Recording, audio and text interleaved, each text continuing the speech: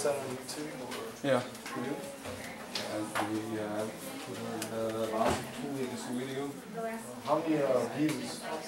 How many views? Yeah, there's a few views. I don't know whether it's the view from the class or somewhere else. I wasn't here last week. Did we get another Scantron on Thursday? For Chapter-2, right? Yeah.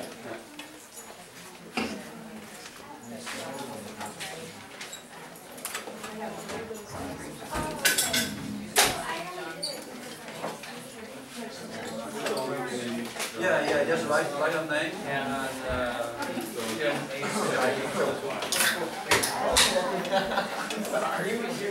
Face that way.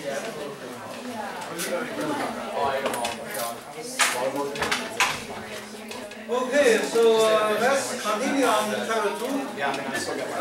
Last week we did the first lab. So are you familiar with lab procedures now, right? So whenever we have the lab, go to the iCampus or the campus, not our class site. Once you log into the iCampus and you see the course and you have the drop, then you just click on the arrow, you will see a bunch of class you sign for. And there's one class called the chemistry. So for the lab is the Chem 101 lab, right? So get onto that course site. Our class is Chem 101-310, and this is the class. This is the site you get the lecture notes and take the quiz. The site on the top is the one you get the lab manual, right? So once you get on the iCampus, there are different classes you sign for. And the lab class, even though you did not literally directly sign in, but once you sign into this class, and you get into that class too. So that's the site you get the lab manual. Right, and so then the lab reports will be due like 1 week from the day we do the lab. So we did this first lab density last week Thursday, and then this week Thursday you are turning the lab report. The lab report, usually you don't write the formal lab report. For the first lab, you will see the lab manual, and on the lab manual there are some of those tables. You just pretty much fill up the table with your data, and then you show me the calculation if you have to do the calculations. And then for the first lab, there is no pre-lab question. There is only question on the lab manual, and you just see like on the last 2 pages of the lab manual there are questions. And so then that's what the 2 parts. You just fill up all those tables with your data, do the calculations, the first part. The second part is answer those questions. Yeah. Did you say to make a graph? Yeah. So those are part of the calculations. And you will see the table, and then we'll ask you to do a graph. Okay.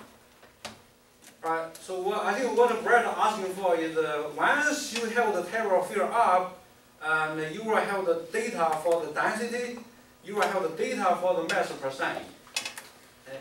I see like when you already get that level, the graph up pretty good, and if I can borrow your graph, right? So it will look like this.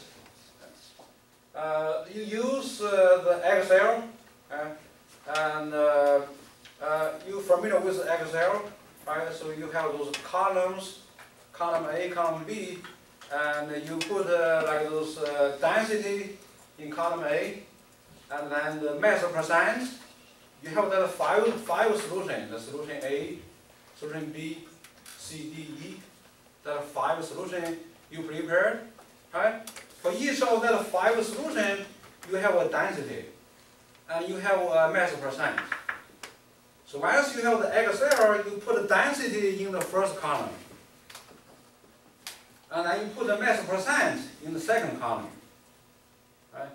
And then you play with Excel, you will see those graph, and from the graph, you can also have the equation. Right? And then this equation will tell you the relation between the density and mass percent. And so whatever you use for the x-axis and for the y-axis, you will see the equation y equals something times x plus minus something, and that is the typical linear equations. Okay? And this will be the typical technique in the lab. So you use what we know, we call that standard. We have a standard solution, 5 solution, A, B, C, D, E. And then we get an equation, we get a relation between density and mass percent. Well, that relation can be complicated, but at some range of density, we can assume that it's linear. Maybe not linear, but roughly about linear. So we use a linear regression and get a linear equation. And then that tells us a very good empirical formula. So therefore, whenever you have a density, and you can figure out mass percent, and vice versa. Right? You have two variables, two something you don't know, either the density or the mass percent. Now, once you have that equation, have the graph, and so then the final purpose for our lab is you want to find out the mass percent of sugar in those beverages. So we have those like grape beverage, we have those lemonade beverage, and we know we have some of those sugar in it, right? And obviously you can have some other way to measure the mass percent of sugar. For example, you can vaporize the water, and you probably get some of those solids. You can assume those solids are sugars, but probably are some other materials, right? And then you can figure out how many solutions you're starting from and how many sugar you get, and then you can measure directly what is the mass percent of sugar. Right? But there's some other way. So that's what we did in the lab. So instead of vaporize all the water, what we did is measure the density of those beverages, and then use the graph, use the equation from the graph, and we calculate what is the mass percent. Because it's relatively easier to measure the density for those beverages. So as you know, you in the lab, you take a pipette and transfer like 15 ml solution out of the beverage, and you know the volume, and then you can measure the mass of that 15 ml beverage, and then you can calculate density precisely, because density is mass over volume. Right? So those are the typical technique. So you're going to use this technique in like a couple more labs. Okay? So get familiar with those technique, and so that's about the first lab. For the lab report, you can write one report for your group, for your team. Right? So you have 4 persons in your group to the lab, and each one of you may be contributing to the lab report. And put your name or your name if you think that your group member did the work. Then you put on the lab report, and I will give you the credit. You don't have to write the lab report for individually. All right. Any questions? I checked like last week about the first online quiz. I just think you have to remind yourself and get on the iCampus frequently, okay? And take a look at the lecture notes and practice the quiz, because the quiz you can try like 5 times. Don't wait until the last minute to do the quiz. No question about lecture or lab and quiz? All right. So then let's continue on this Chapter-2.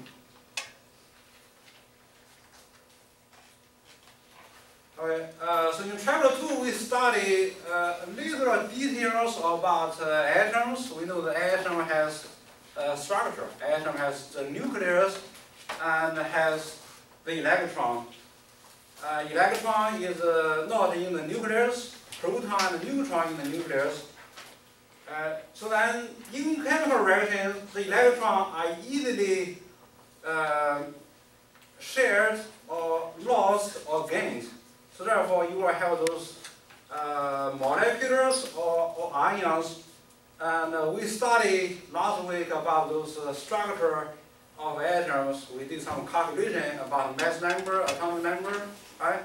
And neutron numbers. So we can do the similar calculation, or can do the same study about ions, so the so-called atomic structure of ions, and you pretty much just continue with what we studied in the first few sections and try to see what kind of particle in the ions, how many other. Right. So then you also know like some of the patterns, why we lost some of those words. Look at that. Excuse me for that. I think we've already.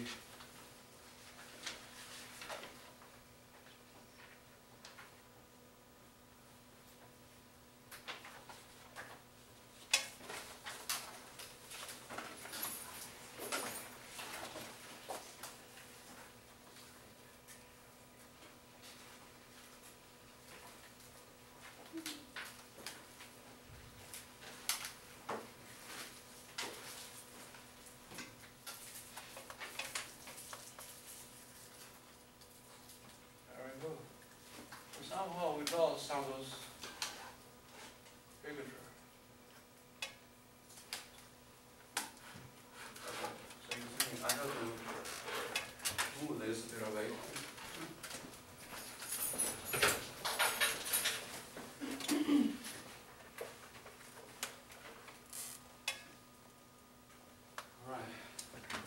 Right. So when we study ions, and we know we need to figure out these two typical ions, the positive ion, negative ion.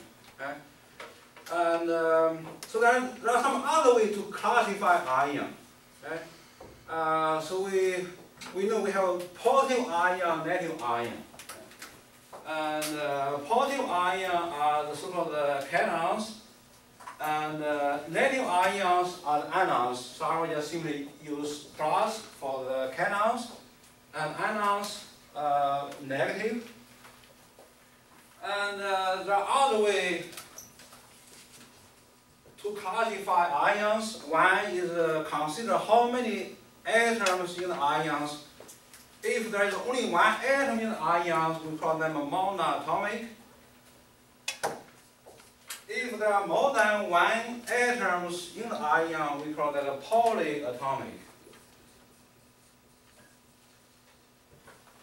Alright, so then you can simply have this table. Right? So then again you have this four space. Okay? You can have cation monatomic. You can have anion monatomic. You can have cation polyatomic. You can have anion polyatomic. Right? So then you want to know like what produce the positive, what produce the monatomic cation, what produce the monatomic anion, what produce polyatomic cation, what produce polyatomic anion, and you can use this table as that. Okay? So then the monatomic anion, this part, okay? And that means you only have one atom in it, and that ion has the negative charge. For those kind of ions, in general, they come from those nonmetals. So let's see some of the examples for those kind of monatomic anions. as I said, if there is only one atom in it, we call them monoatomic, and Cl1 negative. So that's one example of a negative ion that comes from only one atom in it, and then this element Cl is non-metal. And you can have oxygen and have two negative. So even though this two negative is still negative, and in this ion there's only one atom in it, so start with one atom.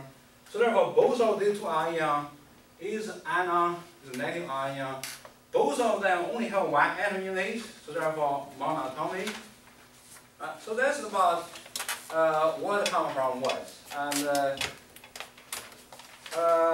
for each one negative charge, that means those ions has one extra electron compared with the neutral or the parent atom.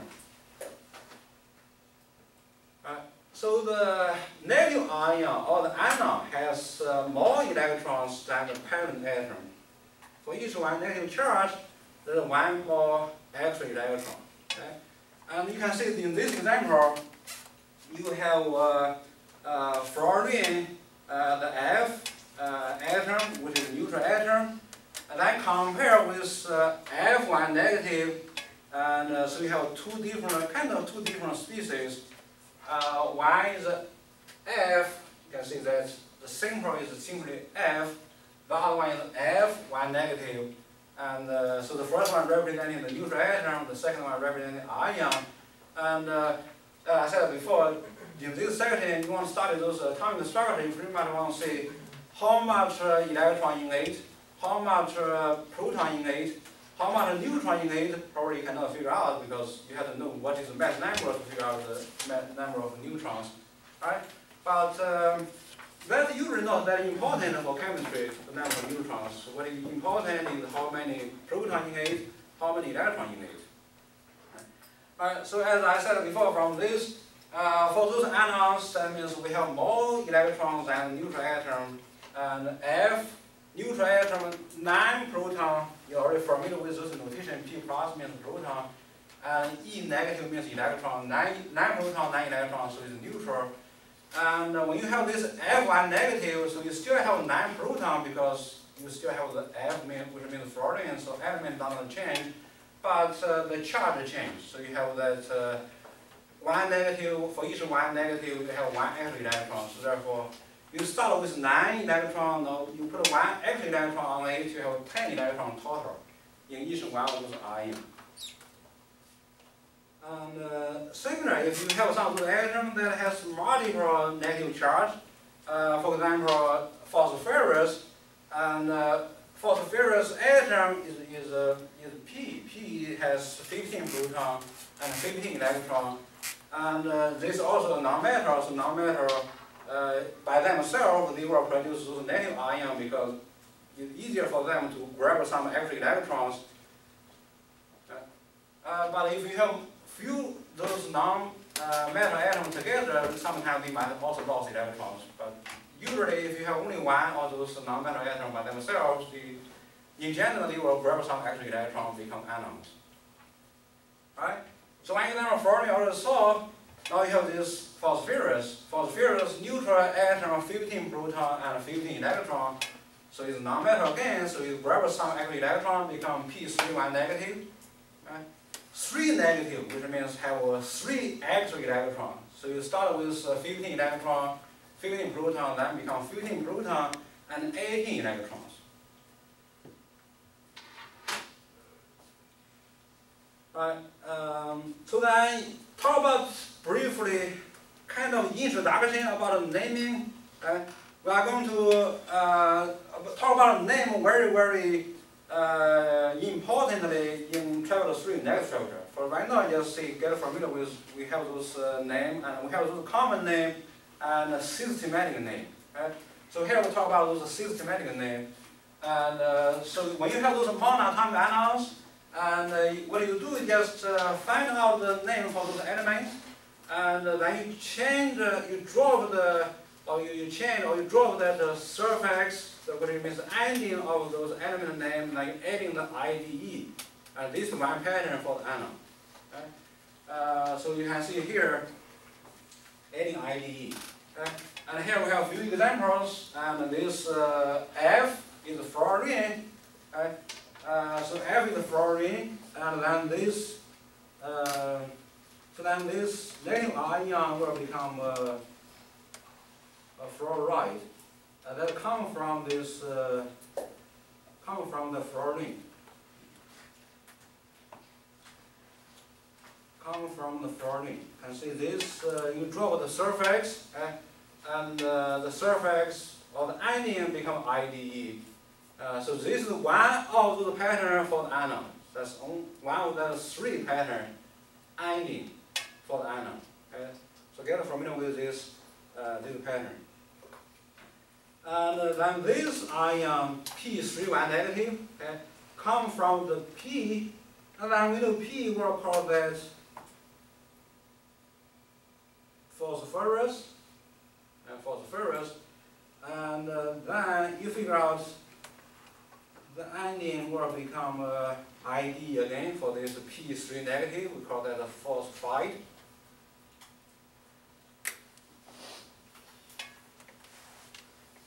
Right, and here too, see this Cl is a chlorine, okay? So Cl is a chlorine. So the ending like this. Okay? Now the Cl1 negative, okay?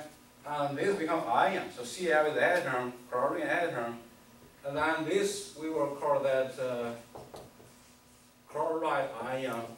So sometimes you adding the word ion in it, but when you name the compound together, you don't have to name the ion.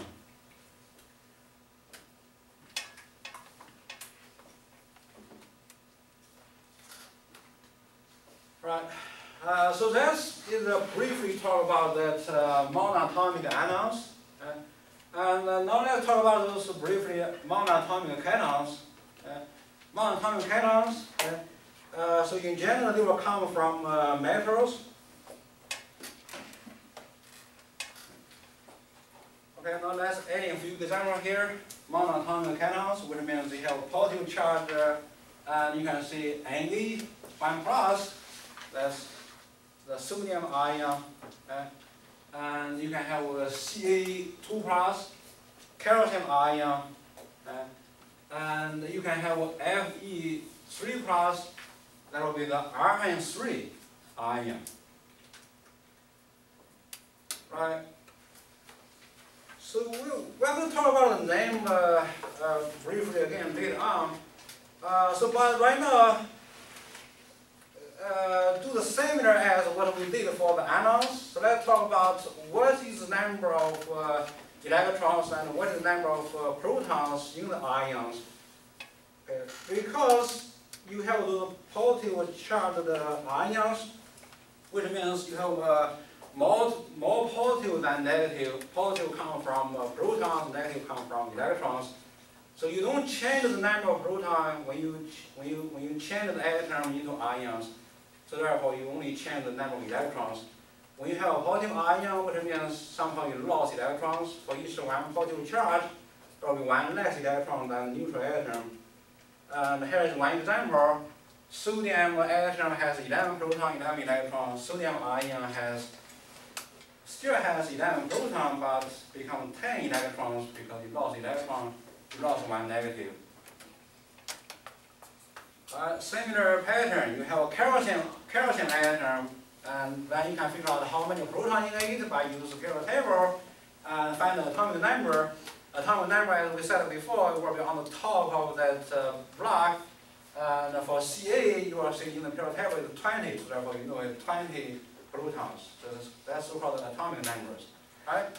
And for a neutral calcium atom, you have 20 protons, 20 electrons. Right?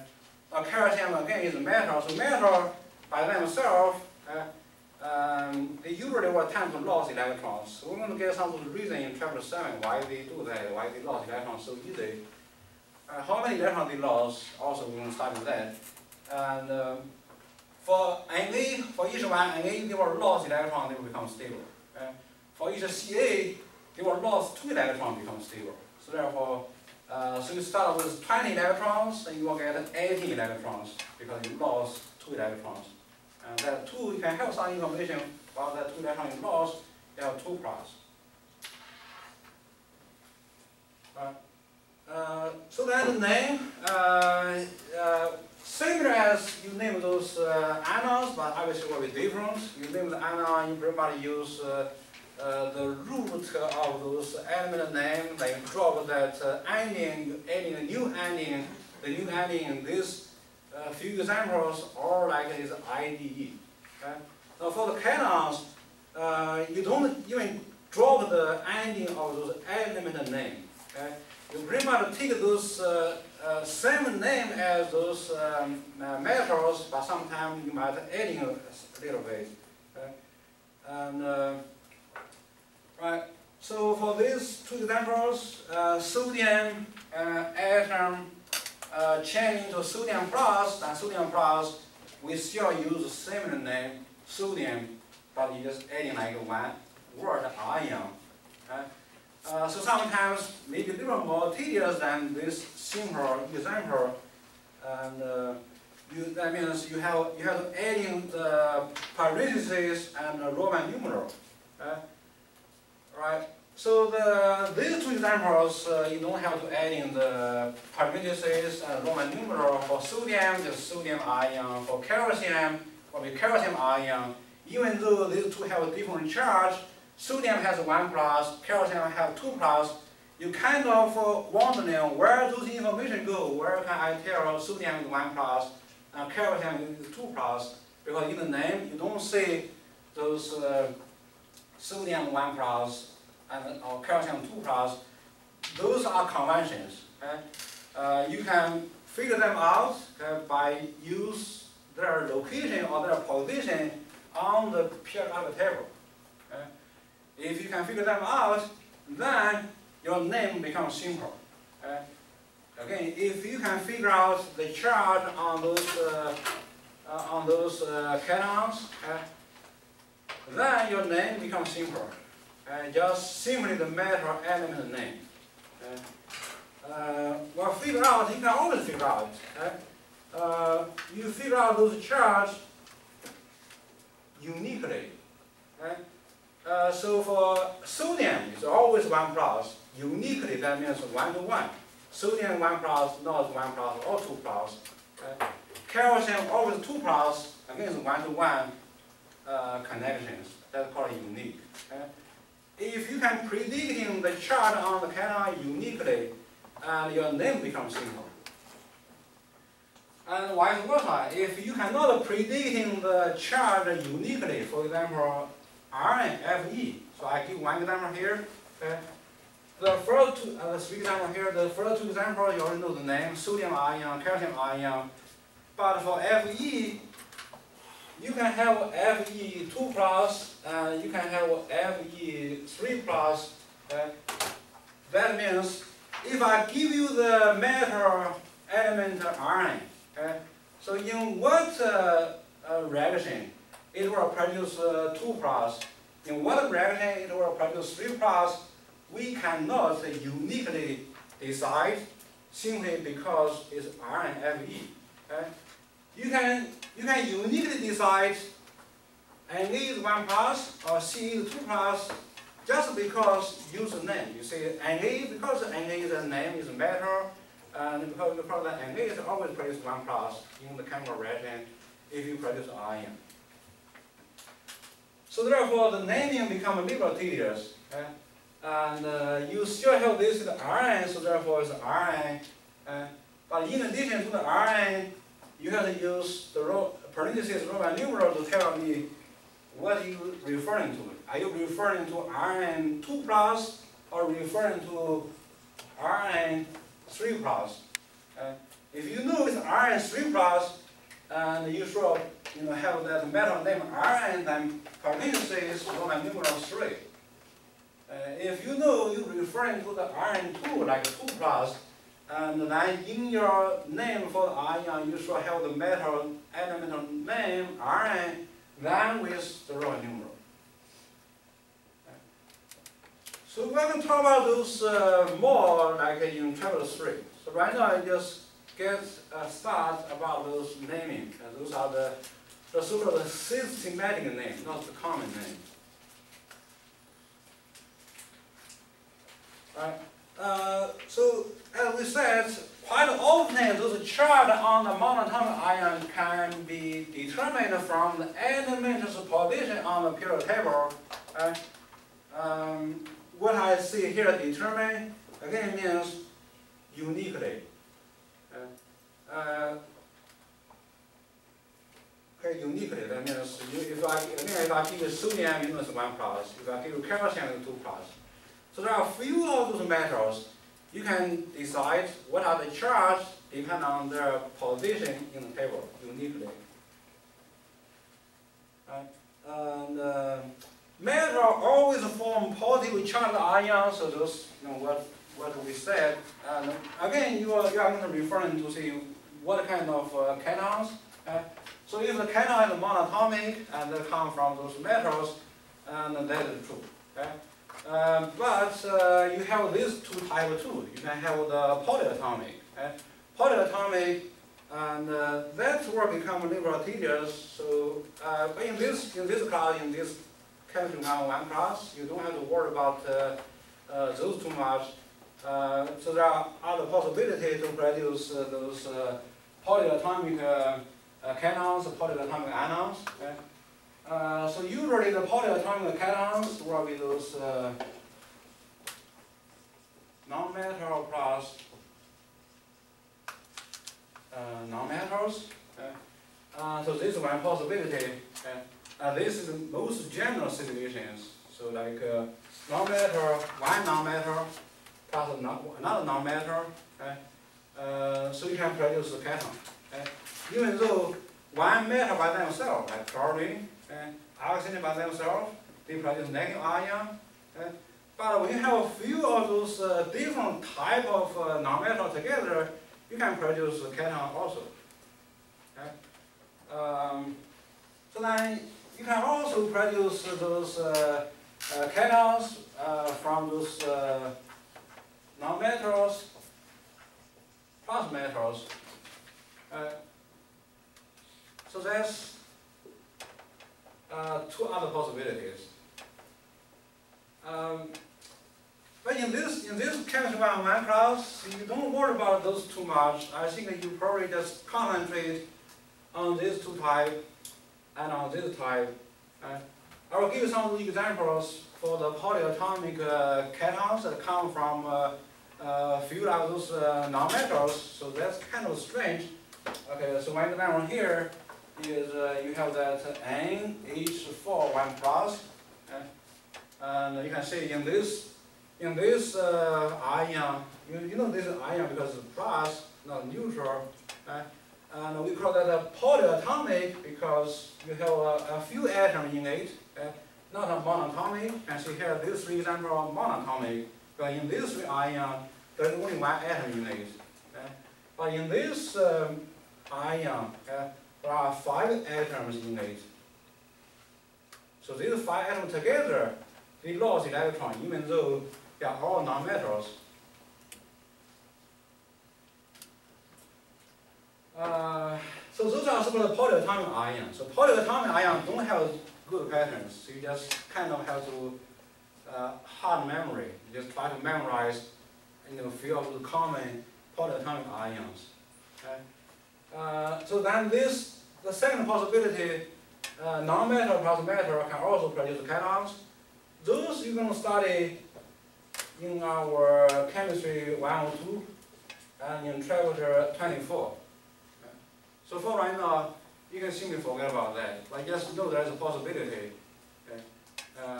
So you have those non-metals plus metal, you can produce the cations. Similar pattern for here. For those polyatomic anions, most of those polyatomic anions is,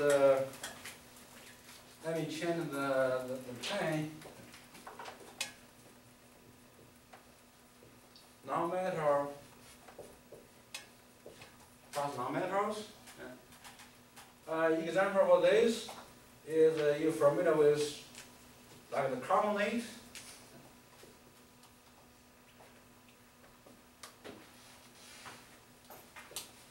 carbonate.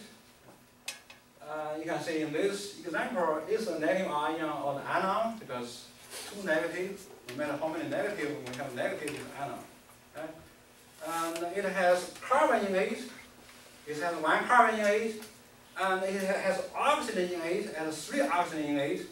So these four atoms together as a group somehow gain two extra electrons. We know like we have those negative ion, which means it has more electrons than the proton. Right? And this is these possibilities. So non-metal plus minus plus a non-metal. Right? I use that, it means combine. Right? Carbon non-metal, oxygen non-metal. So those non-metal together, they still produce an anion, a negative ion. And again, you can have those non-metals, plus metals also produce those anions. Again, this will be our chemistry 1-2 subjects in Chapter-2. So for right now, you don't worry about those. So this pretty much, in general, those are true. You get those are the possibilities of produce what kind of ion, whether it's positive ion, negative ion, whether ion is monatomic, whether ion is polyatomic.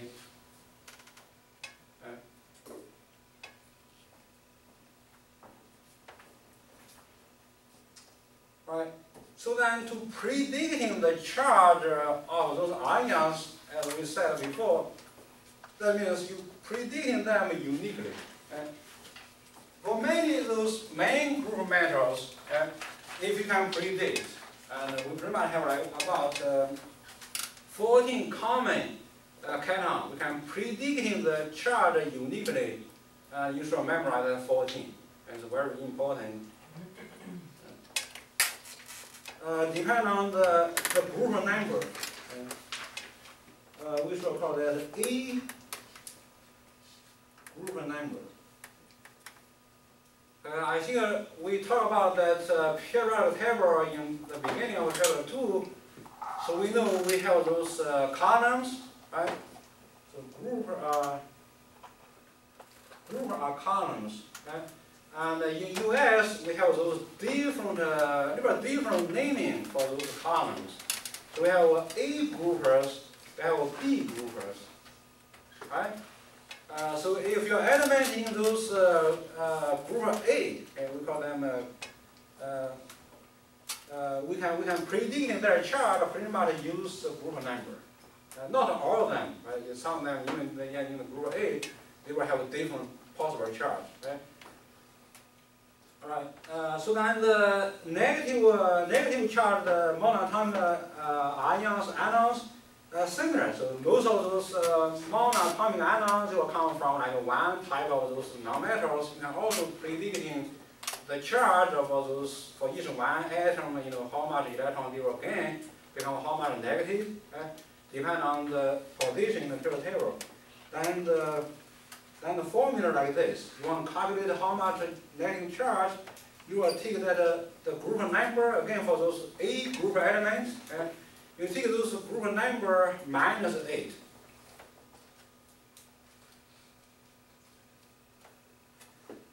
so you probably have you saw them before.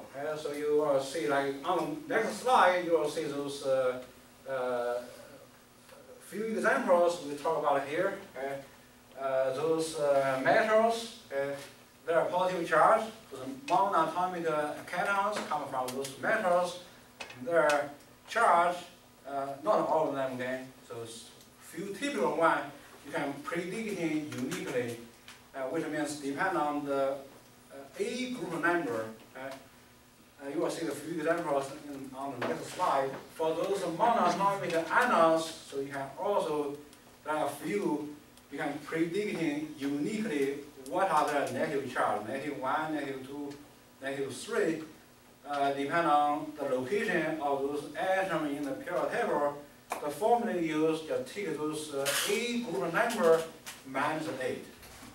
Alright? So remember these two patterns. one we use the A group number. The other one they use the A group number minus 8.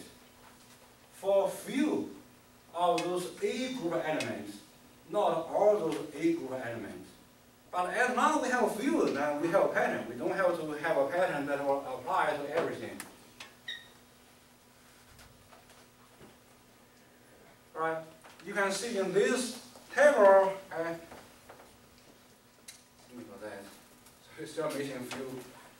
So that group 1A, on the group 1A, which means the leftmost first column, you accept that H, because H is not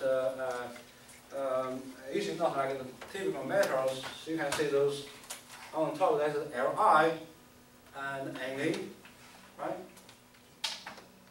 So that's kind of annoying. Let me fix that.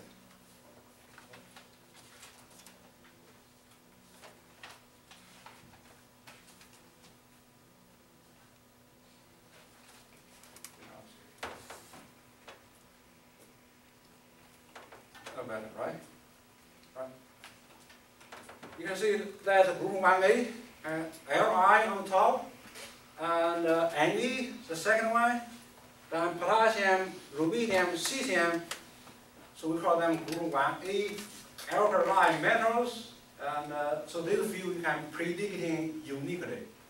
If you see some of those metals in the compound, these few metals in the compound, and in general they will be exist as one plus ion. Okay?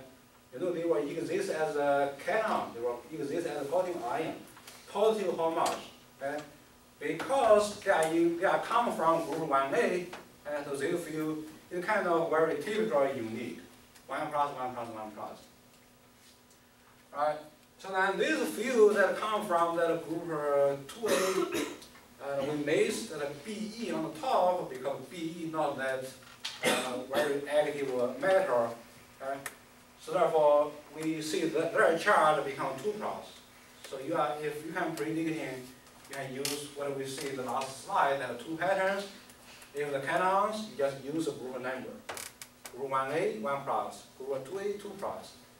And here, group 3A. So group 3A becomes less and less typical. So one typical example is aluminum, Al. So Al will be 3 plus. And on the Al will be gallium, Ga. And Ga also produces 3 plus, but not that typical. Okay? Then the next one will be the indium, In. In also produces 3 plus, but not that common also. So therefore, commonly used are these few. Right? So that's the first pattern. We just use like the group number to predicting the plus. If group 3A will be 3 plus. If group 2A will be 2 plus. Alright. So then those negative ions, just another pattern. Negative ion, remember what we saw on the last slide, is take the A group number. Okay? So here those charge is our A group number. Okay? Now here those charge are the A group number minus 8. Right? And you can see one typical example is oxide O2 negative. Okay? So you have 2 negatives. So where the 2 negatives come from? Well, one way to memorize that or to understand that is 2 negative, you can see oxygen in group 6A. So here is group 6A, group 6A. So I will take this A group number, which means 6, okay, minus 8. The 8 is the universal, it's for every of those nonmetals. If you want to do the prediction, okay? But sometimes the prediction does not work. Okay? So for those monoatomic ions, you can predict him. You do the prediction. What you do, you take the group number for that nonmetal minus 8. No matter what nonmetal you take, you always minus. Okay? For oxygen, you take 8. So therefore, you get negative 2. Okay? Right? And your calculation is for oxygen, so therefore you just start with oxygen. So you get a -2, then you just write 2 negative. Right? Right. If you want to predict the charge for sulfur, so sulfur is S, and S is also in group 6A. So what will be the charge, what will be the negative charge for one sulfur anion? What do you do? You will take, so this guy is also group 6A. So you also take a 6, minus what? Minus 8. So no matter what kind of non-matter you do the predicting, so just minus 8. Okay? So again, you get a -2. Okay? And then you switch the location, so -2 becomes 2 negative. Right? And for some other groupers, we do a similar prediction. Okay? Let's say we have some of those non-metals in group 7A. Group 7A. So what you do, let's say you want to predict what will be the charge for fluorine. If fluorine produces, if one fluorine atom produces one negative ion or anion, you predicting produce what? That means no other atom, just fluorine by itself. If you take fluorine with something else, you cannot use this pattern. So then you just identify which A group is the fluorine in, which is easy to find out from the periodic table. So we know this will be our group 7A. So therefore, your group number is 7. Group number is 7, or A group number is 7. So therefore, the charge will be 7 minus what again? Minus 8. So 8 is universal. So therefore, become -1. And then you write this one negative, or you simply write a negative. Don't even use numbers. All right.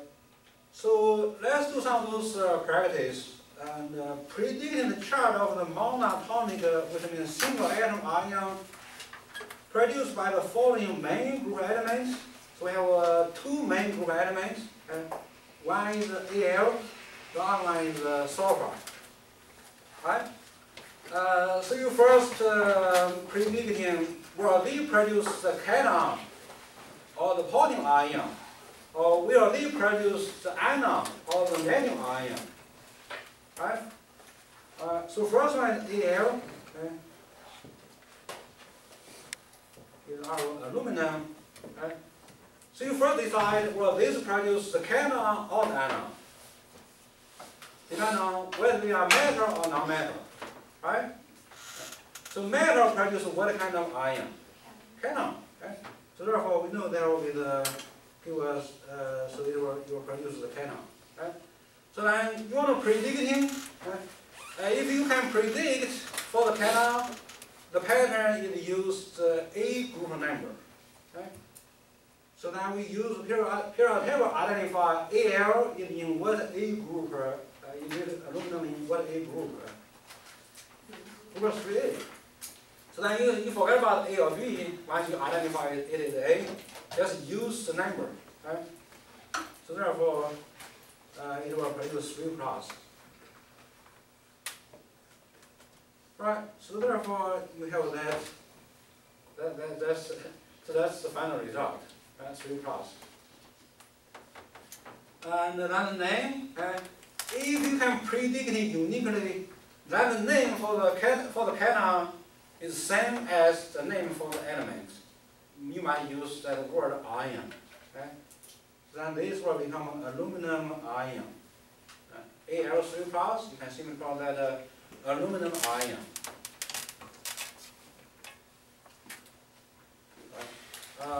So then next one is sulfur.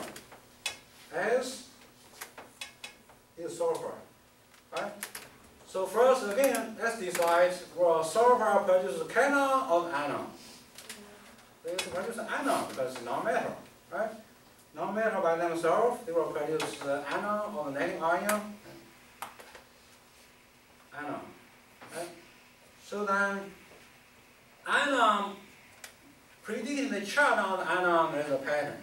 What you use is a group A group number -8. Right? Right. So we know sulfur is in what A group? Group 6A. So therefore you will take a 6 minus 8, it become -2. And then you will put 2 negative on the ion. Yeah. How would you know what to add 3 or minus 8? If it's metal, you don't minus 8. It's metal? Yeah. Yeah. So if non-metals, and if you want to predict it, sometimes again your prediction will not work. But at least you are trying, right? Yeah. Okay, so that's about 8. If it's metal, you just use the group number, do not minus 8. If non-metals, you take the A group number, then subtracting by 8. Right. So now we know sulfur is non-metals, so therefore we use this pattern. So we take the A group number, which is 6 minus 8. We get -2. So this is about predicting plus or negative, +2 or -2, +3 or -3. And then another important is about naming, right? So when you have those monoatomic anion, so this again will be our monoatomic anion. So for naming the monoatomic anion, you just find the name for the non-metal element, and then you just drop off the anion, then you just replace the anion with a new anion. If a new anion will be IDE. But sometimes maybe not that straightforward, they simply drop the anion because it's language, so you probably adding a few of those letters to make your pronunciation a little easier. Right? Right. So S is a sulfur. Right? So then S 2 negative. You for this one just drop that UR ending, and I just replace IDE. So that's about the naming problem. What's the name going to be? Sulfuride? Yes, sulfide. So the S 2 negative. Right. So S again we call that sulfur. Right? Sulfur element. S 2 negative. I think that's kind of straightforward. Just draw that anion, and then you will see that sulfide. Well, I said sometimes your anion and your chain is not that straightforward.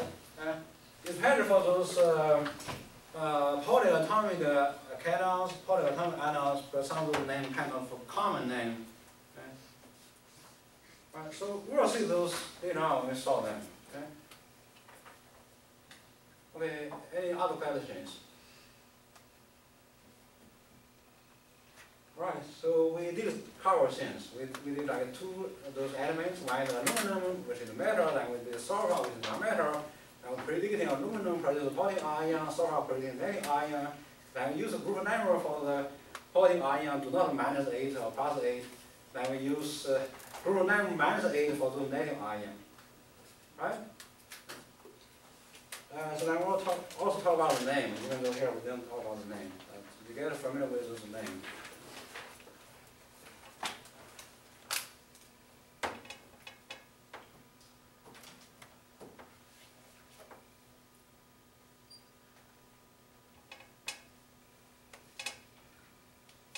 Right, now you do a practice. Everyone has the scantron, right? The scantron for Chapter-2. You want to predict in the charge of the non-atomic ion from these 2 elements. I think one is nitrogen.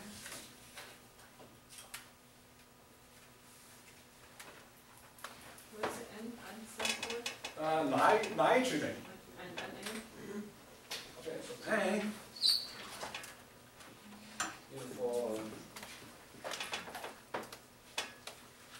nitrogen. So that's element name. Element name N is nitrogen. Now you try to predict what kind of ion N will produce. Will N produce the positive ion or produce negative ion? And if you produce negative ion, negative what? If you produce positive ion, positive what? There are two patterns, right? For the positive ion, you want to predict him, you just use A group number. For the negative ion, you want to predict him, use A group number then minus 8, right? So what do you predict?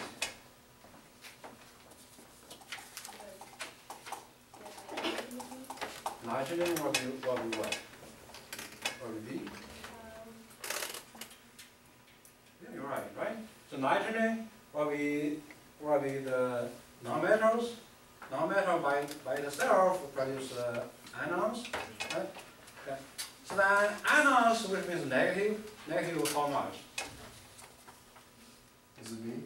Is B, right? So we know N is a group of 5A, right? So you will take that group of 5A, take the group number which is 5, right? Which is 5 for N, because 5A. So you take 5. You first decide whether N produces positive or negative. Depends on metal or non-metal, right? What kind of element is nitrogen? Non-metal. Non-metal by themselves produce negative ion, right? So then you want to predict how much negative, you have to use the A group number minus 8. Right, very good. So that will get -3, right? For the positive ion, if you can predict him, you don't have to use -8, just find out what is the A group number, right? Does this not apply for noble gases? Noble gas don't apply. Yeah, noble gas usually they are not active, so they usually will not produce a compound. Yeah, so. Right, so the answer as you said is B, right? So that means 3 negative for N, right? And 1 plus for Na. 1 plus for Na. Right? So what will be the name for this 3 negative? What will be the name for this 1 plus? What do we call this N 3 negative? Nitrite. Very good. So nitrite. So I underline this anion. Okay? So this will be the pattern for those monoatomic anions anion. Okay? Some other negative ion also use this ID anion. Okay?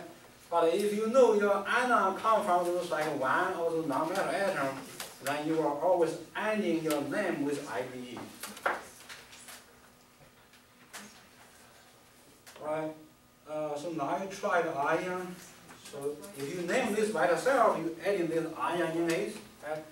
But if this N3 negative in the compound, and you want to name the compound, you will usually name the positive ion first, then the negative ion. You don't have to use ion name, the ion word. Okay? But if you want to only name this N3 negative, you probably say this because this ion is very straightforward. You call that nitride ion. Right, so what do we call this Na1 plus? Could it just be sodium ion? The sodium ion. Yeah, so just sodium ion. Okay? But this is ion, so those are the type of cation. You can predict their charge uniquely. Okay? You can predict the charge uniquely. Okay? Which one you can predict uniquely? For right now, go back to that slide that has a table in it. Group 1A, Li, Na, K, Rb, Cs. Group 2A, we don't have the Be, but we have the Mg, we have the Ca. So memorize that field. Memorize that field. We can predict them uniquely. And the purpose of memorizing that you can predict uniquely is to know how to name them. if you know like Na always 1 plus, you don't have to use Roman numeral or parentheses. Well, everyone knows Na is Na 1 plus. Right? So we said here, Fe can be 2 plus, can be 3 plus. So therefore, to make sure there is no ambiguity, there's a 1-to-1 correspondence, you have to use the Roman numeral. So there are a few of those metals you can predict their positive charge uniquely. So therefore, you memorize that common like 14 something. We are going to say like 14 or 15 of them. Once you memorize the 14, then you use elimination. If they are not in that list of 14, which means you cannot decide uniquely. Then their name should be the metal name with the Roman numeral. Right? So we study like this in this way, then in the next chapter we're going to study more details. Okay? Right, so let's continue in this chapter first. And I will talk about more naming in the next chapter. So we saw the following statement is true about ions, which means for ion in general, for positive ion, also for negative ion.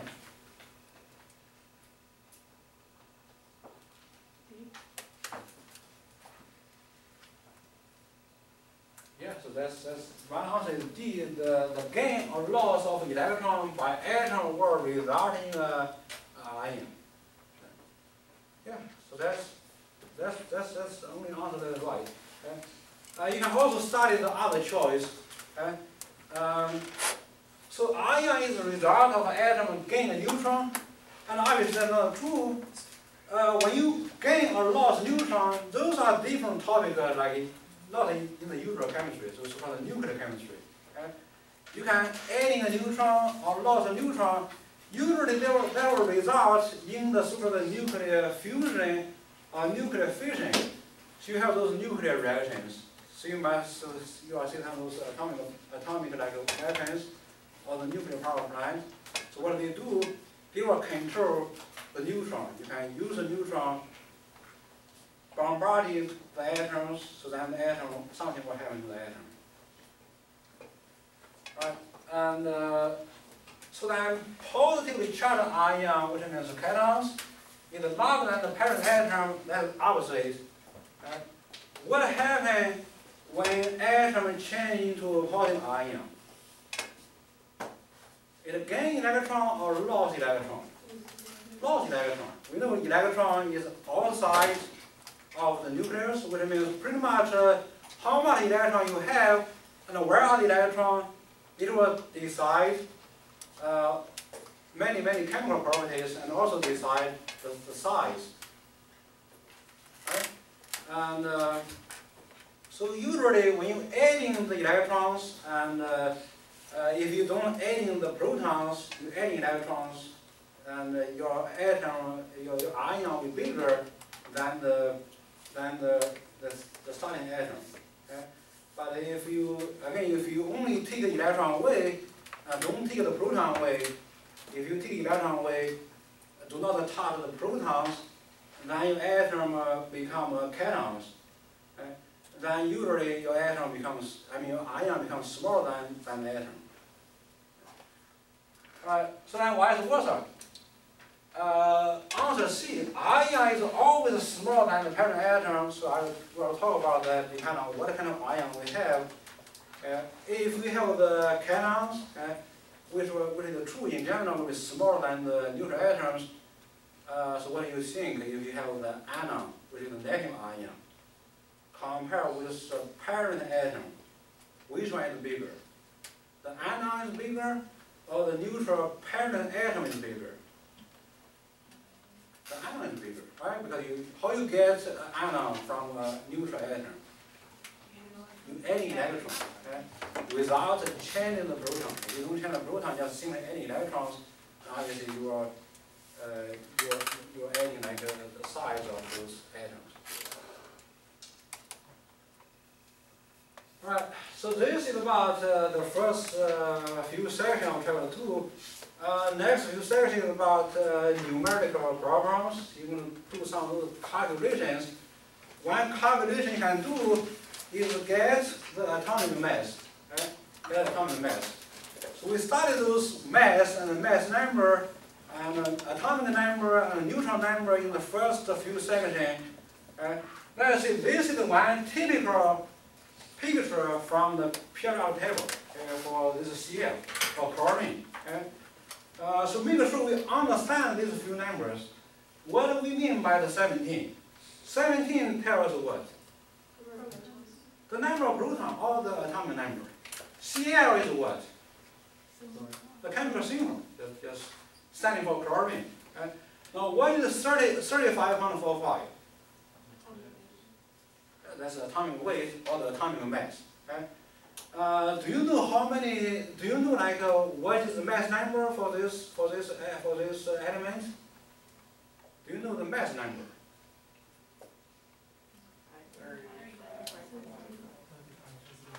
Either 35 or 37, right? But when you see this element, which means you don't know uniquely what is the mass number, right? Because when you're referring to an element, you can have all those possible isotopes. And mass number is only referring to one particular isotope. Okay? So usually you don't have that mass number information. You don't have that information in the periodic table. So this atomic weight or atomic mass is the average atomic mass. Average over what? Average over all the possible isotopes. That's sort of the average. I have two places, and you take the average.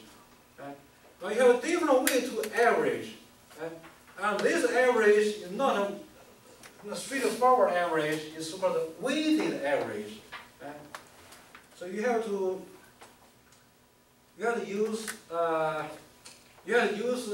abundance. So you have 3 isotopes or 2 isotopes.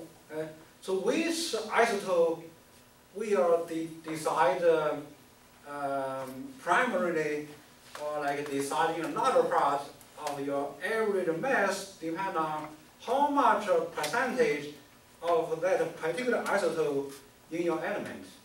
It would make sense, right?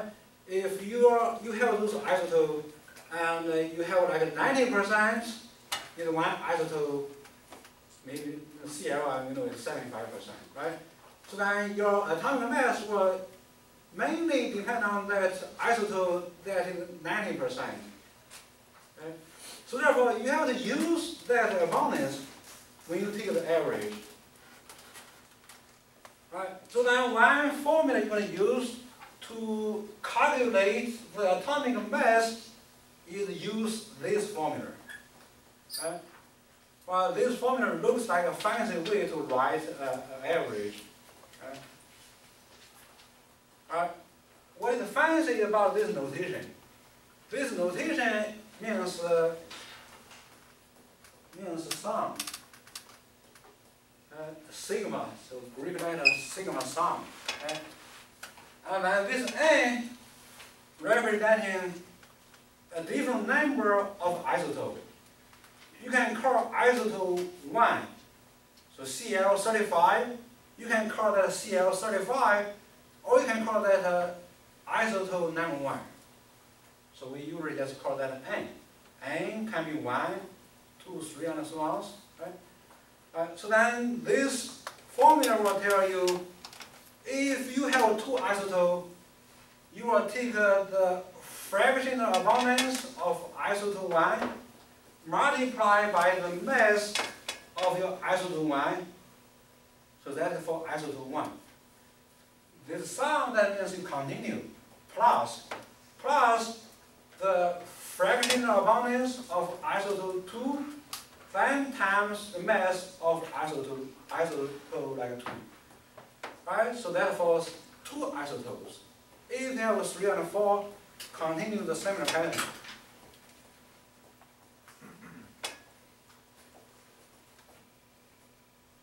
Right? So this is one equation you can use. Okay? Another equation you can use is about this fractional abundance. Okay? Let's use the same notation. If I use sigma means sum. Okay? So sum, let's call that fractional abundance of isotope, and we call that isotope N. Right? We can have we can have 2 isotopes or 3 isotopes. So which isotope you call, you just call that N. N can be 1, can be 2.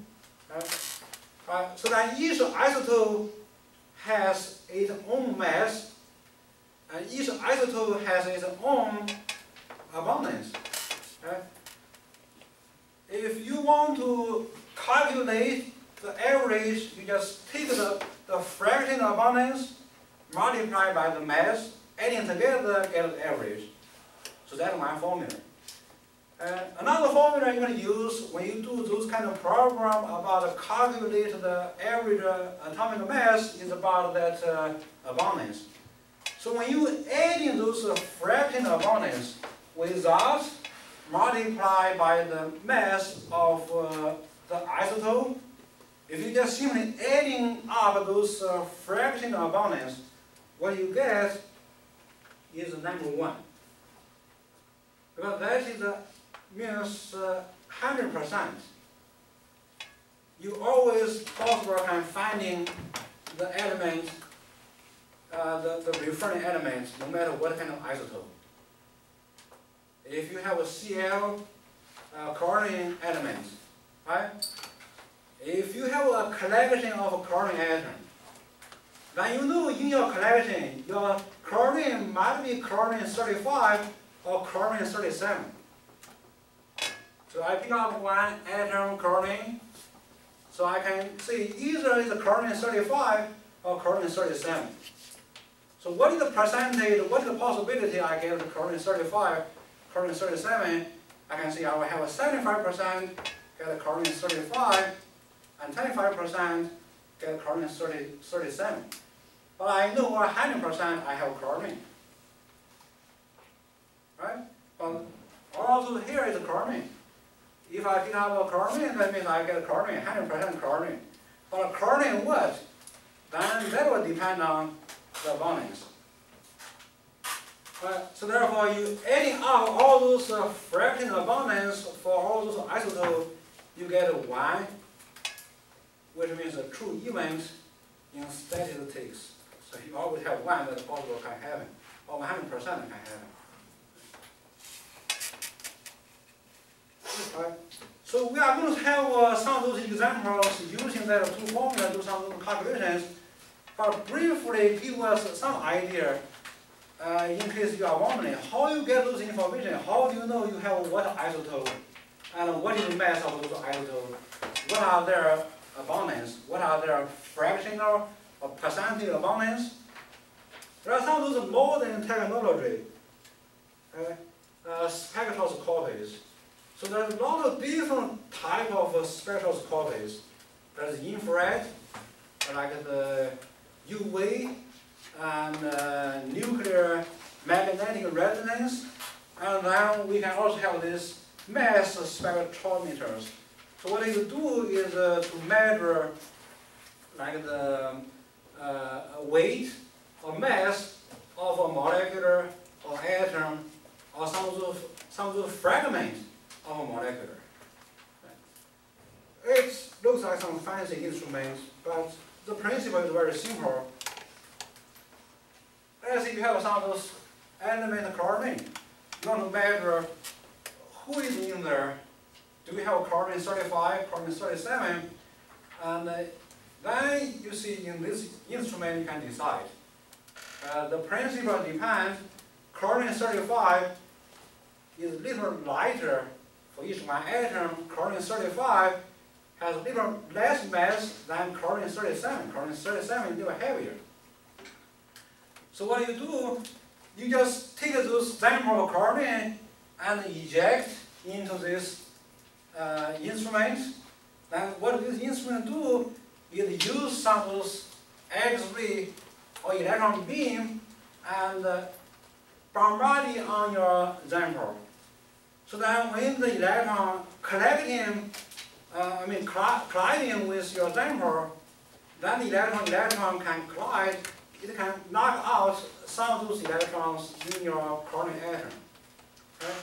Which means chaining your chlorine into ions, and then the ion were attracted by those electric plates. Okay? So then the ion began moving, accelerate, speed up. Right? So then you can let the ion go through those magnetic fields. And once it goes through the magnetic field, magnets and electricity interacting. So then your trajectory will be banded. Okay? Then that will be similar as you drive a car or drive a truck. And how much angle it will bandage depends on the ratio of the mass to the charge. So the heavier one will be banded less, the lighter one will be banded more. Right? So that's the principle. You will separate those atoms has different mass. Then at the end, you collecting those signals. Use computer to do some of the analysis, and then you will see what is how much light ion do you collecting, how much heavy ion do you collecting, okay? And then you will get those percentage. Okay? That's how we get these two informations. So we know we have a different ion because we have a different location to detecting those ions. Okay? For the light ion, we have to move in little like more angles. For the heavy ion, we move in little small angles. And then at each location, your strength for signal is different. So at some location, your signal is stronger, which means you have more ion. Right? So once we have those informations, and we can use that two equations to do the calculations. Okay? So there are two equations we talk about is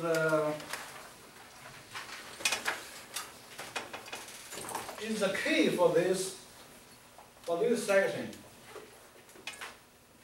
Okay, so let's review that two equations.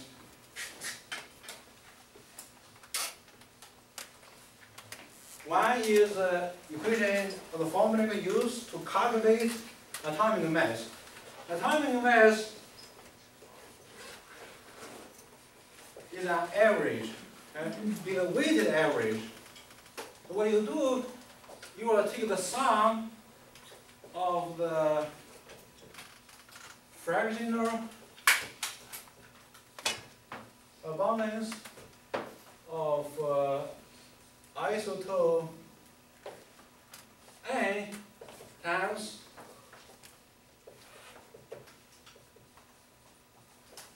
mass of isotope A. Okay? So this was the formula used to the calculation for the atomic mass. But sometimes you also need the second equation because from the first equation you need this abundance, you need the mass, okay? And then this abundance. So sometimes the problem is very nice. Will give you all the abundance for all the isotopes. But sometimes the problem not nice. Will give you the abundance for one isotope, but will not give you directly the abundance of the second isotope.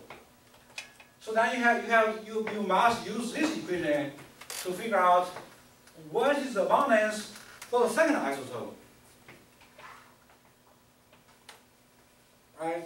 Now this problem, this example is kind of nice. Okay? You can simply use this equation to figure out the problem, to figure out what is the atomic mass. Okay? It's very straightforward. Okay? So you read the question, you will say, you have some information given, then you will see your purpose is to calculate the atomic mass of carbon. Okay. So there are two equations here. Okay. The first equation is very straightforward. It's about atomic mass.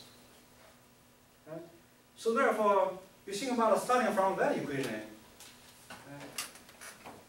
So we will say atomic mass equals sum. Okay. Sum over all isotopes. Right? So you read this question, you will say how many isotopes do we have for this problem for carbon? In reality, there may be more isotopes, but we only consider these two majority isotopes. How many isotopes we have here for carbon? Two. Right? And each isotope will have the abundance.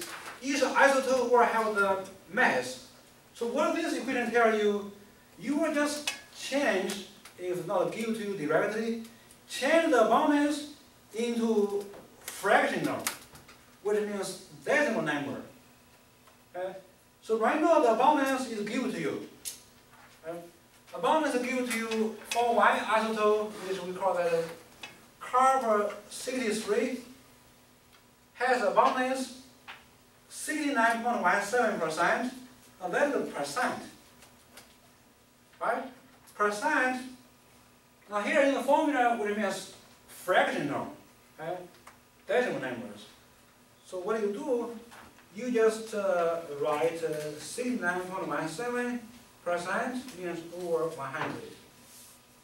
Right? You take 69.17, divide by 100, and that will change into the so-called fractional abundance. And that's the fraction. Right? So this is for our Cu-63. Right? Then times, according to the formula, times what? Mass of that isotope. Okay? Mass of that isotope is 62.9396. Okay?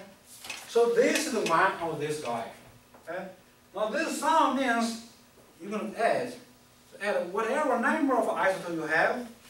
You have two isotopes, you will have one addition sign, which means you have two similar something like this.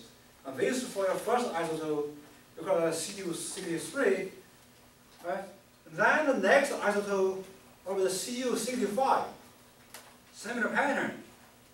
What we do is to figure out what will be the fractional abundance for Cu-65. What is the fractional abundance for Cu-65? Yeah, overall, yeah, very good. So that means you take the 30.83 divided by 100, right? So this is our fractional abundance of isotope. Of isotope N. So whatever isotope, maybe the second isotope, maybe the first isotope, right?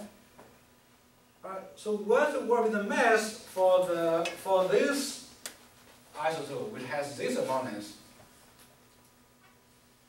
And what's the mass for this isotope? 64.9278. Okay. So let's write that out. So 64.9278. I put that in parentheses, doesn't matter, but just emphasize you have that fractional abundance, and you also have that mass. Right? So this problem again is kind of nice because you don't have to use this equation. You just go straightforward, apply those numbers, and multiply, add, and then to the most. You review what we did in Chapter 1. Okay, so you have to keep the right number of a significant figure. In the intermediate answer, do not rounding up or rounding off, underline. You will see it will make a difference. Right, so then you multiply, okay, and add, as we have 69.17 divided by 100, so you get 0.6917. From this guy, 10 times 62.9396, right?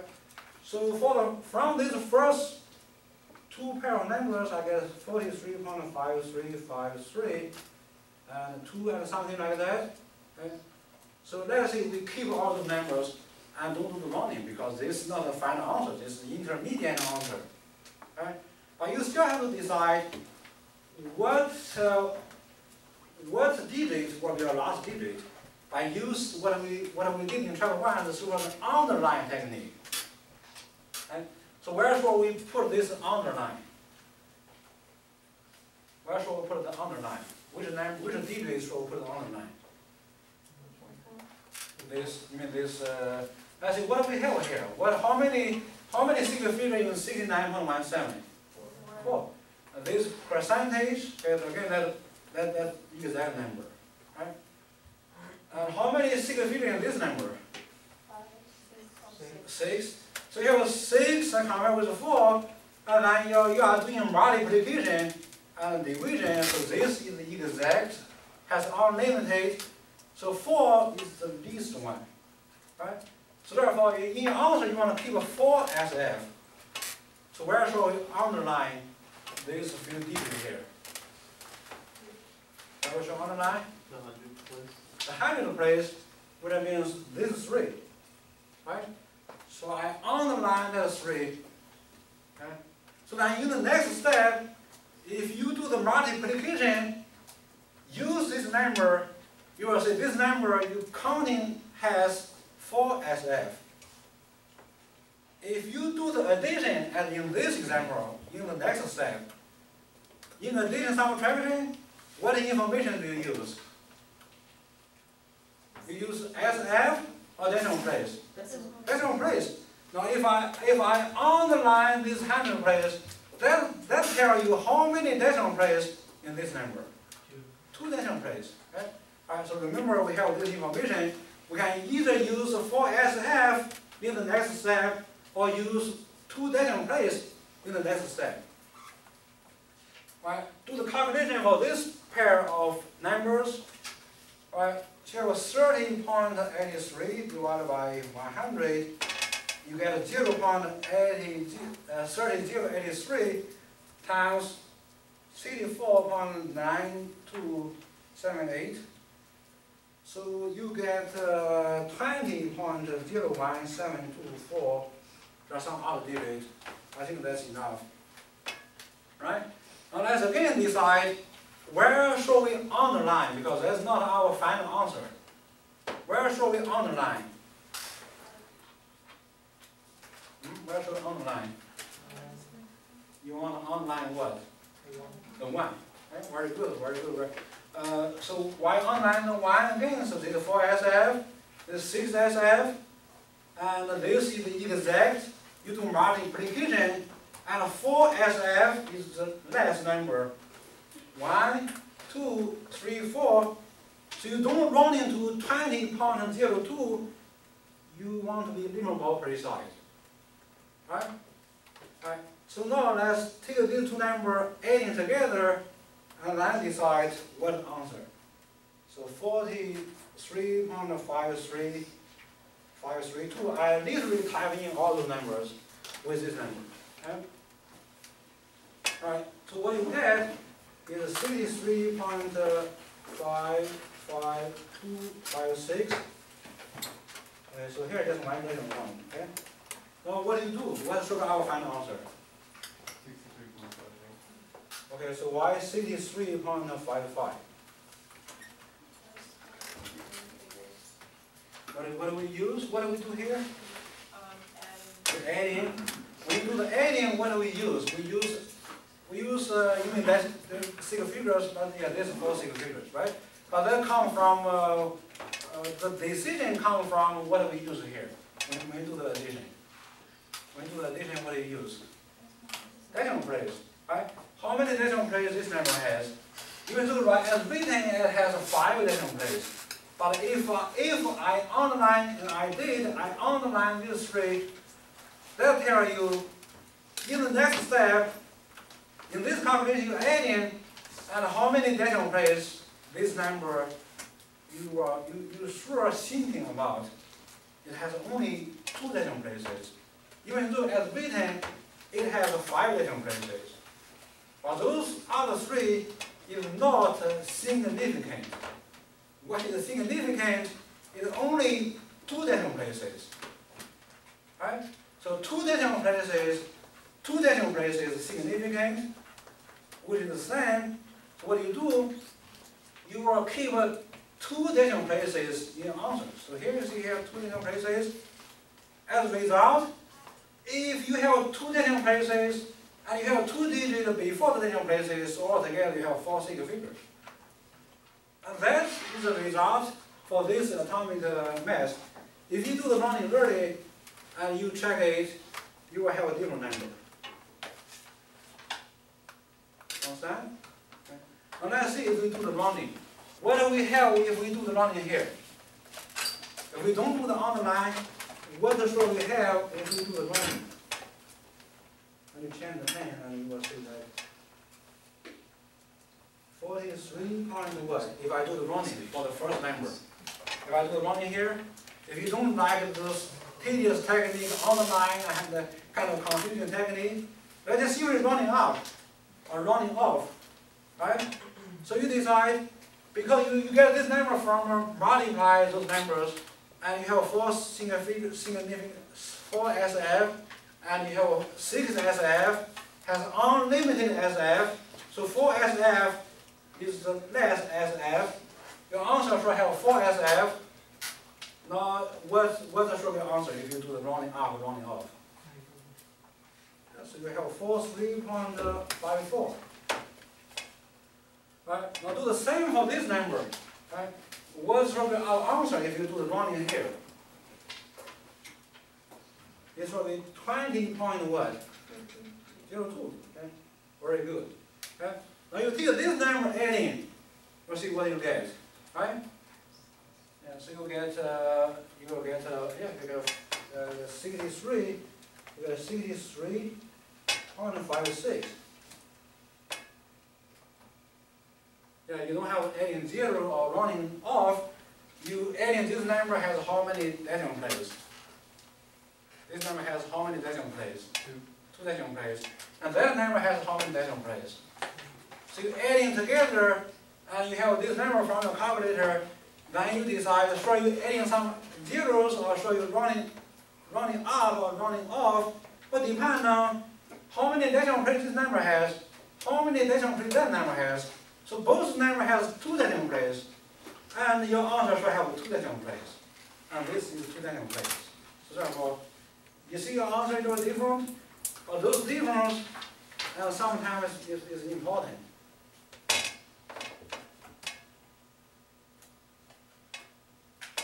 Alright, so this is about this section, it's about atomic mass. So that are the 2 formulas you're going to use. So in this example, we're going straightforward.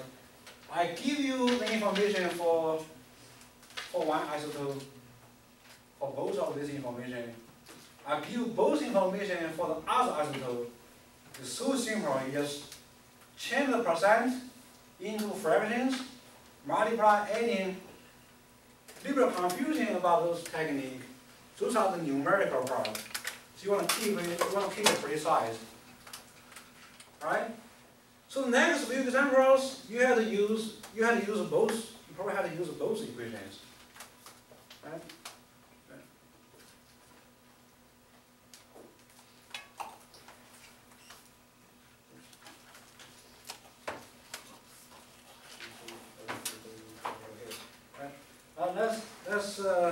Let's finish this year and you will take a break. Right?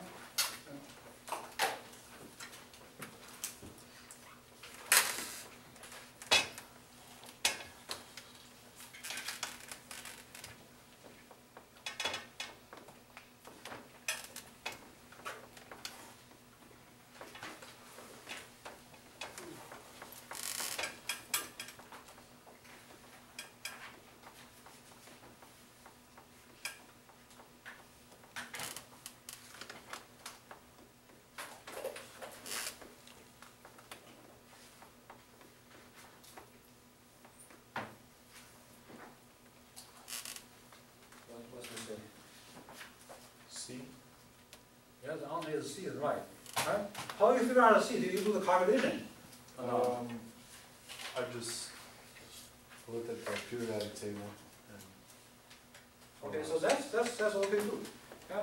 You can do the calculation, or you can look at the periodic table, or you can use what we talked about before. Right? So when you do the average for those different isotopes, you are doing a so-called weighted average. So I briefly mentioned that your result will be closer to the one isotope, will be closer to the mass of one isotope, and that isotope has a larger valence. Right? And that's usually the pattern. Right? So when you have like multiple isotopes, and one isotope will be like dominate. Right? So you have these two isotopes, even though this one isotope not that much dominate, but still like majority. So this is 60%, that one is 40%. Right? So 60% has more, which means has more weight. So your result will be closer to the one that has more weight. Okay? And you can do the calculation. Or like what usually if those information is right, and you should be very close to the information in the table. But don't think about that. Sometimes I will give some of those not very close to the table. I will give some of those numbers, not those real numbers.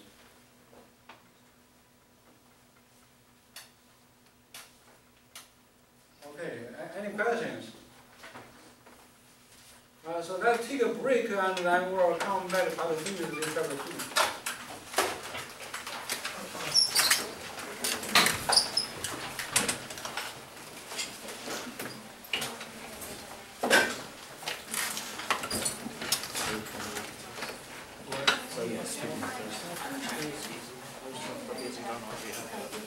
It's okay, I just got 17%. There's one of the ones that I struggled with, the last one.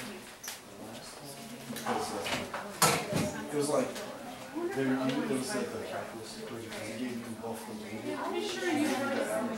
Oh, yeah. But it didn't give you the percentage. So for that one, I was trying to figure out that. What?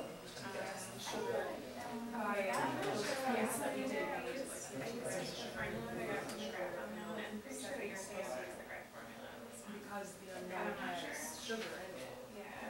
Did you get the? And then you get it calculated.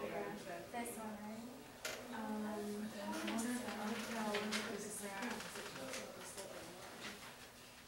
learned how to do this in physics, otherwise I wouldn't know how to do it. When you do a graph and then you do a trend line and then you do the formula. So this Yeah, is like this is theory, and I was like, I don't know how to do that. Oh, this is your Yeah, slope. I know. Not this graph, but That's the what graph. Excel for me. So this is your slope. So I guess. So if you plug So anyways, y you would be the do density. the graph and then Like you y. write the and then solve for that, so show formula, and then it does. So it does that, it does this. They gave you this. Then They give you this and slope, I which plug in, is so with this this is slope formula, of y the line, is which is what we the determined density in our and thing. I But then they give you the density, so which is your y is y-axis. density, x is So this is, so you put 1.055 equals, and then solve for x, and then you'll get your percentage by sugar. It's kind of like just looking at it. Well, like, I'm not sure about those, if we're supposed to use our formula for this, or if we're supposed to use, like you did, 'cause that's what I wanted to do at first, is then density of this. I'm into it that way. Because this ended up actually being the same, so I think we have to do one, two,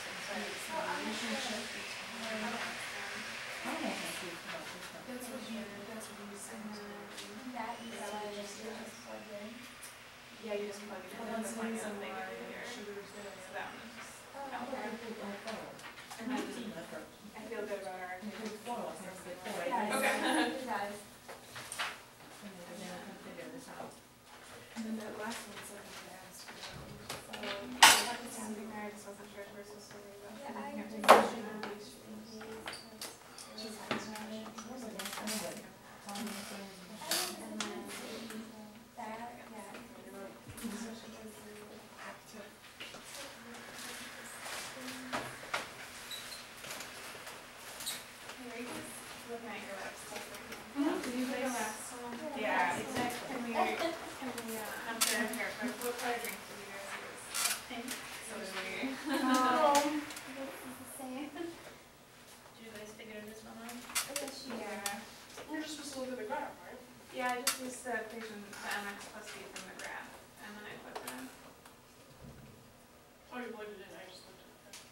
Oh, yeah, I did that at first too. And It was then- hard though, because the graph was like. Right, the graph wasn't like big enough Yeah. for me to tell, so then I plugged in the formula. And then for number 2, did you guys use, how should I solve number 2? Because I plugged in the formula I plugged this into my formula from the graph too, but it wasn't. Okay.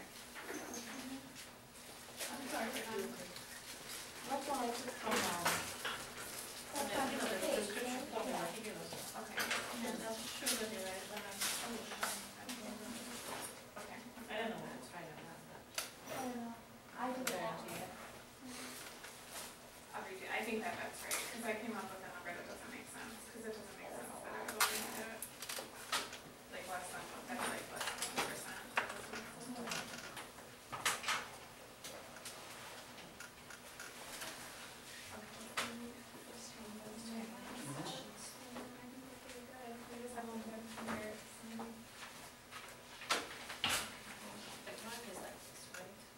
Yeah, you can get an equation from Excel.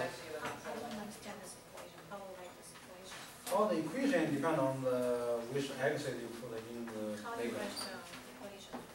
You can see what you get, let's see your graph, and once you get this on Excel, you can move the cursor on one of the points, then click on the right, and you will see the two equations. For you, What is the M and what is the B? M is for the slope, B is the intersection. And you can get by your own, or you can get it from Excel. Is it the average number? Yeah, those kind of give you the empirical formula, those are not direct average. The slope of the line. Slope of the line, which means the change of the y or the change of the x. Your y is density. And your Okay, hold on, question. So it's average density for all solutions. Oh, you and add M, right? Yeah, An you average percentage of the sugar for all no, solutions. the average is in the formula, but not that straightforward. So you will get the slope from the graph, from whatever the line you have right there, have a line, and you will get a slope. And that slope is the m. It's not the area. Yes. He was saying, if you go in Excel and you click on the right click on the point, Yeah. and give it to you. Well, you know, why this point? Why not that place? No, the one point. Any of them, right? Yeah, any you can like use like the cursor, click on any of the I points. was thinking it was. And let's see. See the Excel.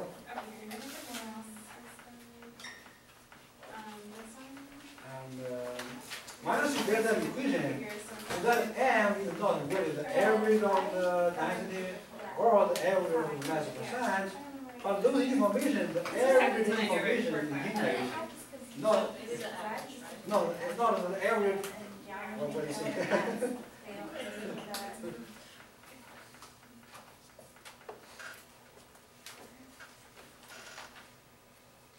It's just like the slope for the formula online. Like we did all these points, so like the slope shows how they all are related. Yeah, that's, I don't know how to explain it. so those, Like we almost set like standards so we could see.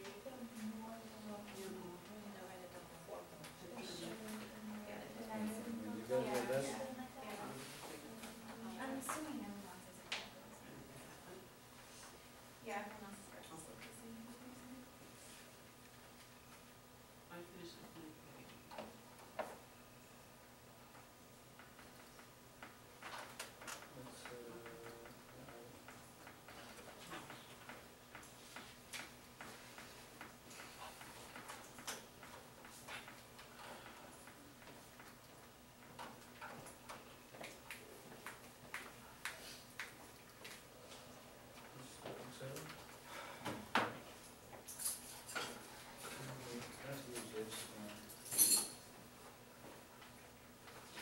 Excel. So let's say you have those numbers. That's what you did is mass percent is on the first column. Okay, so this is the mass percent, right? 0 and then 4.836 and 10.47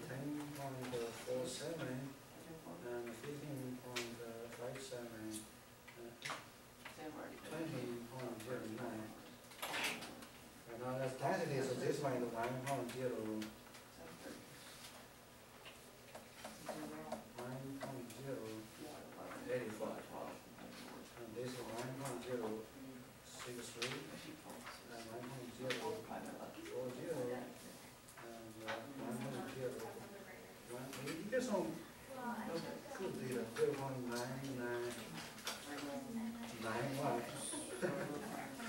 But depending on the wording of the Excel, I just get a really pain. It's so annoying.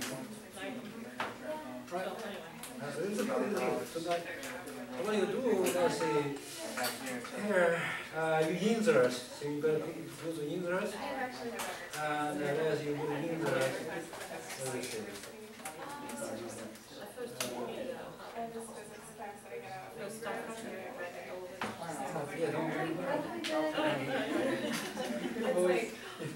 Yeah, don't have to do that. So what is a chart here? And you see the scatter. So sometimes if you don't see the toolbar, you just use insert. So you see the toolbar, just insert, and you just see the chart. And you just mark the scatter. See here? The very simple what you get. So then you see I move the cursor on that.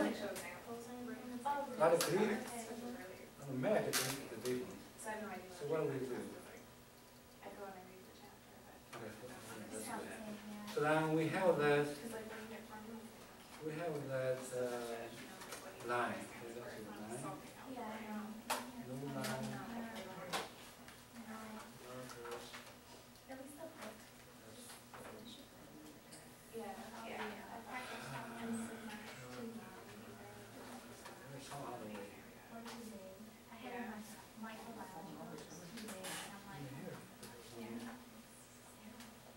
Did I do that?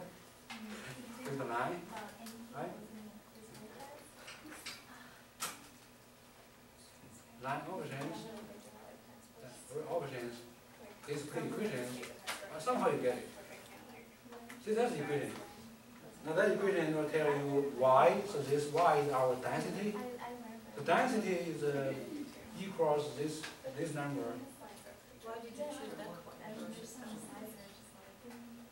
It'll be the same for any point. Yeah, it'll be the same for any point. You're looking at the slope of the line. Yep. You can write this equation. So you can get y equals 0.0049 times x. 0.0049 times x plus 0.997.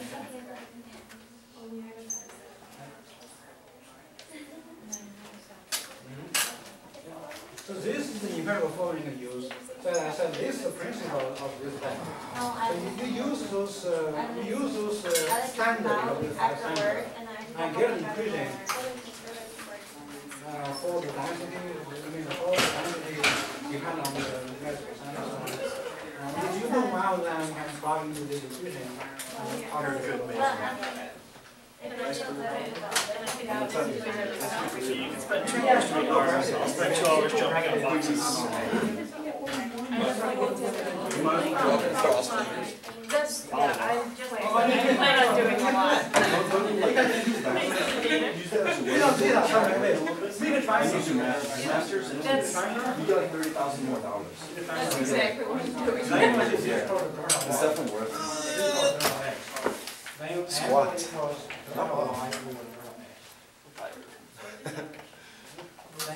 this was the B. I gotta remember, you're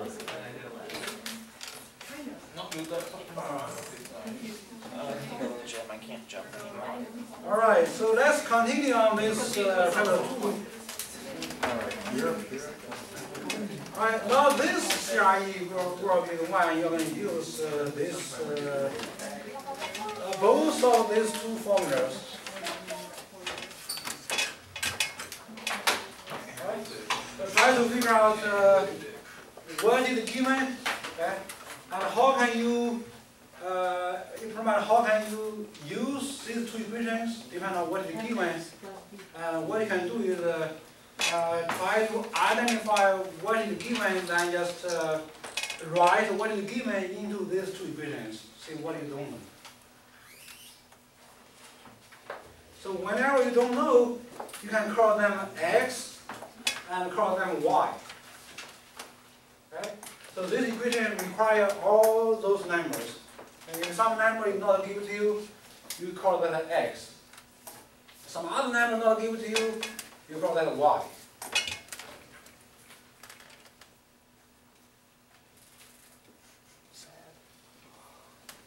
let me see you write those numbers into the two equations.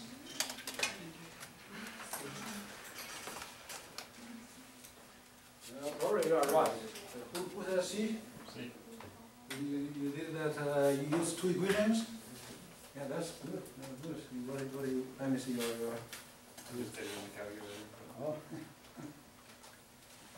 So try to write out both equations, okay? Or try to rewrite both equations with those given numbers.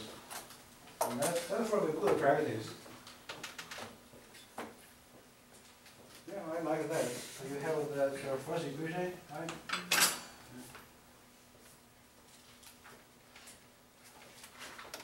Ah, that's very good. That's very straightforward.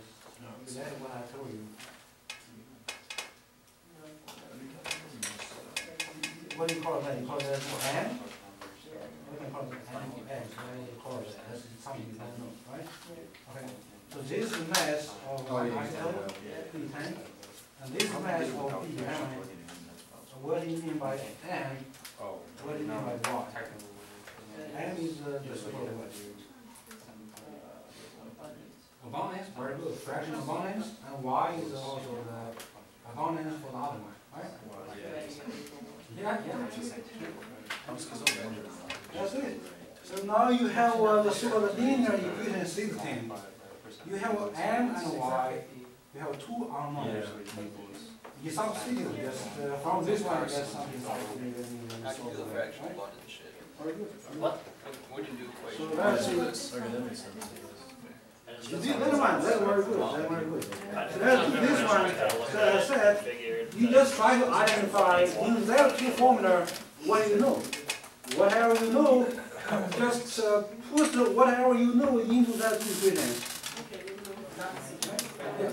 So what do we know for the first equation? Do we know the atomic mass? Yes, we know. I mean, what do we know? Atomic mass, you have the mass, atomic mass.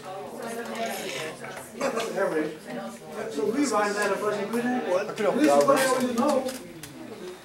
And that's what equals. Do we know the fraction of abundance? We call that, if we don't know, as I said, you just give them a name. Call them X. You can call them X. And if you have Y, you don't know. That's a constant. The other one you also don't know, you call that Y. Right? So that is X, we don't know. But we don't know what the percent of that. Right? Do we know the mass of the P10? Very good. So just substitute it.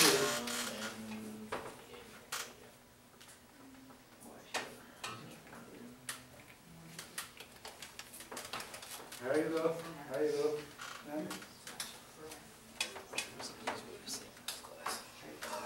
Okay, so that's what we do for the first equation on the top. You can do the same for the second equation. Okay? In the second equation, we have 1 there. You know 1 is like 1. Right? But on the right side, right? So you see that we have that 1. 1 equals sum those fractional abundance, okay, of isotope A, right? What that means, you just take the abundance of different isotopes adding together equal to 1. Right? Let's do this for this second equation. No, that's good. Yeah, good. So now you don't have the number. For the second equation, you don't have the number. Just use the bounce plan. Second equation. Do we have the mass in the second equation? No. Then what do? We will take a 1, right? See 1 on the left side? See 1 here? So what do you, just 1. 1 equals, what is the fraction abundance of isotope? What is the fraction abundance of your second one? That's what you did. So now you have this second equation.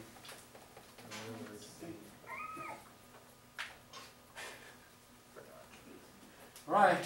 So what I said, I think most of you began to work on this. So let's So that's good. You can use x divided by 100, or you can simply call that x and y. Right? Right. So what we did, I think like when we get the equation for the first one, the equation will become, let's replace those numbers we are given. Are we given the atomic mass for that element? Yes. What is our atomic mass for that element? Right? 10.81. Right? So I want to ask you to do it. I think you already finished. Okay, come here. Yeah. I think he did pretty good. And so replace those numbers, right? Yeah. So I take over right out. Okay, just take over.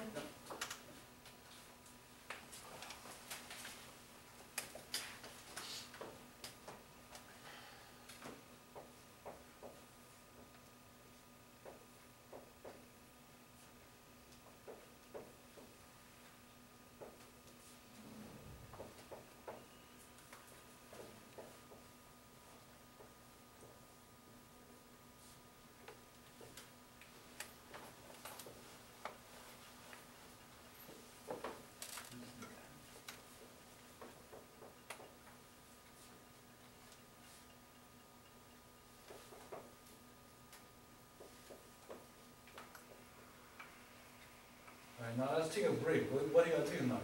Tell us what are you doing now. So I put in these two equations with one m, this m I put in as one of the abundances, and this y is the other abundance. And so the sum of the abundance was 1. So with the other equation I put m plus y, and now I'm going to use substitution to solve for 1. Okay. Ask them any questions. I don't understand. Why did we put m as one? It doesn't really matter what the variable is, but that's just representing one of the absolute, or not absolute, abundance. Just a minute. So you see that you have this equation, you have m, you have y in it. Both of them you don't know, right? And you want to solve that. That means you have to replace one of them by the other one. So what he's doing now, he's going to replace the y by this here. Now here you still have y. Okay? Now let's see the next step what he did. He's going to replace this y by y minus m. If he do that, then in this equation, you don't have y anymore. You only have m. Then if you have one equation, you only have m in it, you can figure out what m equals. Okay. Yeah, you probably you will understand the next step.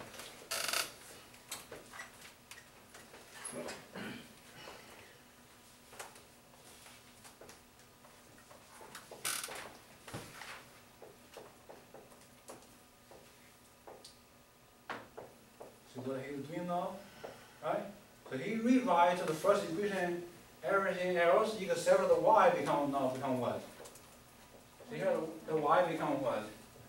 Y minus m. Now in this equation, you only have m in it. If you have one equation, only have one something you don't know, then you can get the answer.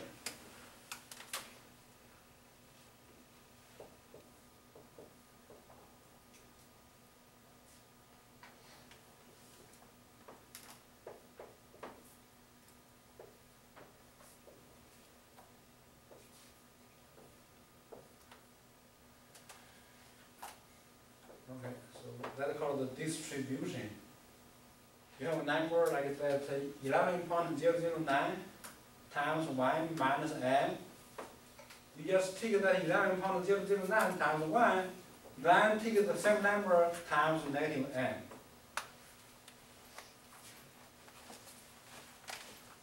So some of those algebra.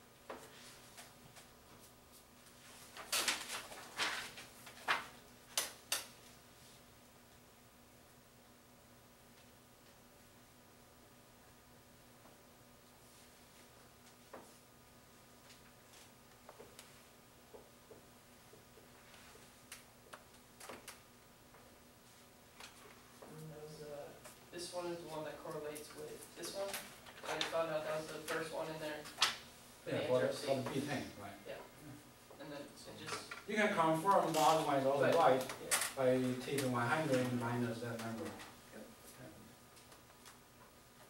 Okay, now tell me more details each step what you did. Let's see that again, right? See that makes sense. So after I substituted the y in right here, I distributed this and also this. So I got 10.013 m, then I added this because of the 1, so it's this again, it's repeating itself, 11.009. And here you wanted to add to the m and the subtraction sign, so you get negative 11.009 m. And now you want to get the common terms over, so you subtract the 11.009 from the 10.81, and you get negative 0.199. And here you only do the same thing with the m's. So you subtract these two, and you get negative 0.996. And you just divide that out to get m by itself, and you get m to be 0.1998. You want to find the percent, so you just move it over 2 decimal spots. Yeah, very good, very good. Yeah. Give me a hand. Very good. Thank you.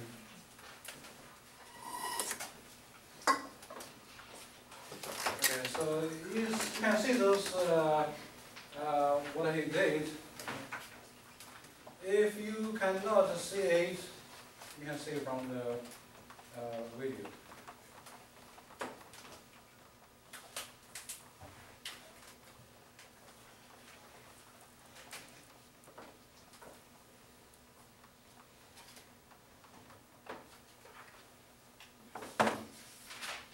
I think this is one of those very tedious problems. That means you have to use both equations.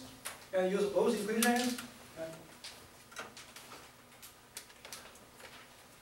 The example I give you, just use the first equation because you are given this number. You are given this number for both isotopes. Very, very good example. Just take the two numbers multiply, take the other two numbers multiply. But in this one, you don't know this number for both isotopes. So you can think about use this equation. So I told you just replace whatever you know in these two equations. You know that atomic mass, therefore, atomic mass becomes 10.81. And you don't know this, which one you write first doesn't matter.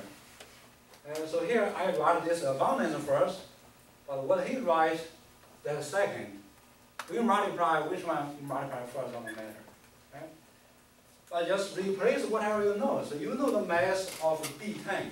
So therefore you put this mass of B10 here. And what you don't know is the abundance, you call that M. It's up to you, you call that X, M, A, B, C, D, whatever you want to call them. It's called variables. Right?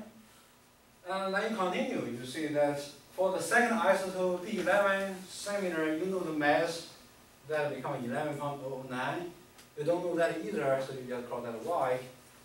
You have the first equation rewrite as that.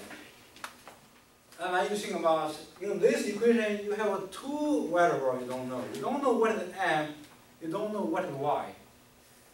So then those are the typical algebra. When you have two unknown in one equation, you have to think about finding another relation. The other relation was with this, the second equation. Alright, so second equation tells you fractional of one isotope, no mass here. Okay? Therefore, you have this M by itself, plus the fractional abundance of the other isotope, you call that Y, equal to 1. Right? So that's about this. And I detailed how you solve the equation. So you should be able to get that. It's not that difficult. How do you then find the B11? You just subtract 100% Yes. from Yeah, it? yeah. Okay. You can, if you get this percent, you just take that You know, that's 100 minus 19.989. Right? if you use the decimal, right, you can, or you can say 1 minus 0.1998. Right? And then you will get whatever the decimal number. Right? So as he says, those abundance can be given as decimal numbers or percentage. If you have the decimal numbers, you want to get percentage, you just multiply by 100. Right? Any other questions? I think that's is kind of the most tedious problem for this kind of problems.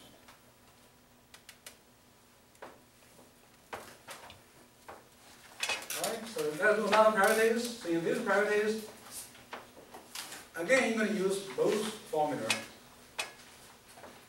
Do the similar. Okay, so repeating what we did here, replace what you know into those equations.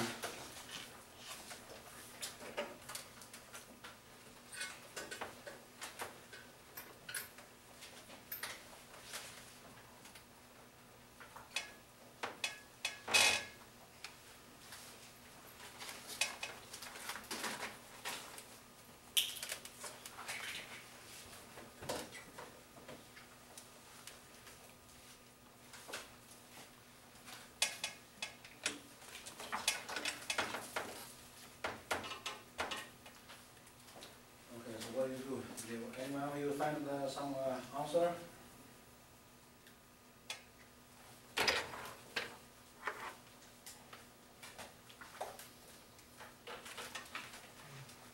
A? Okay, let's see what do you do? How do you find an A?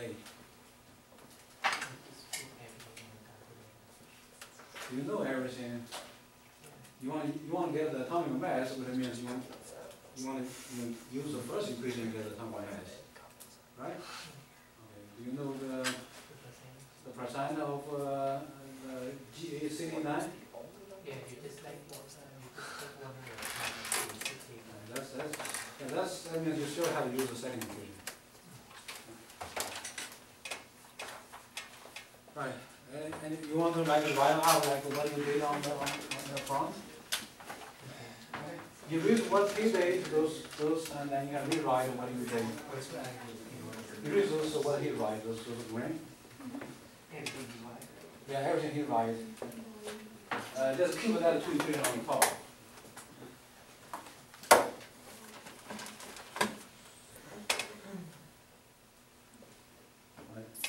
What do you do? Do you get something?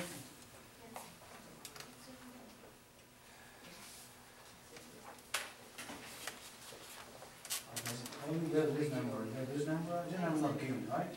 100 minus that. That is what you get from the second at the bottom, right? And then you can change that in decimal. Right, everything is very, very straightforward. So this is the abundance, fraction abundance of that 70, this abundance of the 71.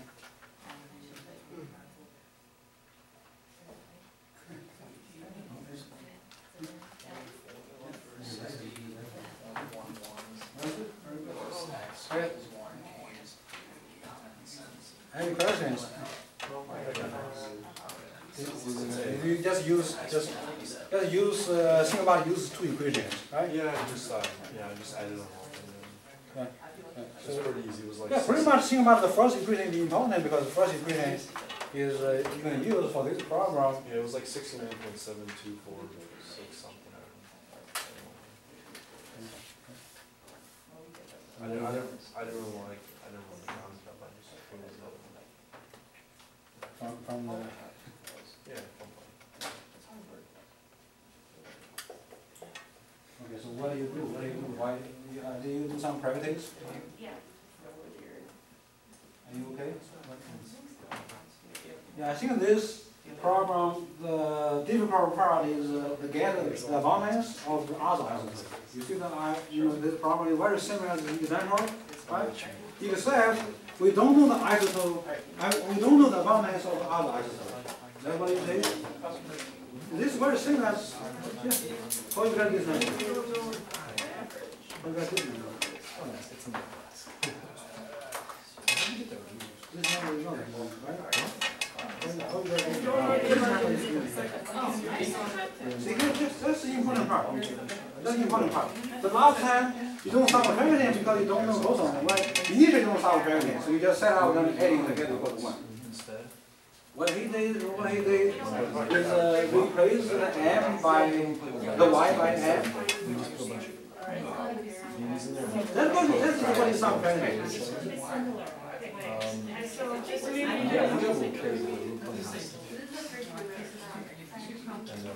Yeah, and then the one you got was like, they made our cargo for like, so they weighed as much as a real thing.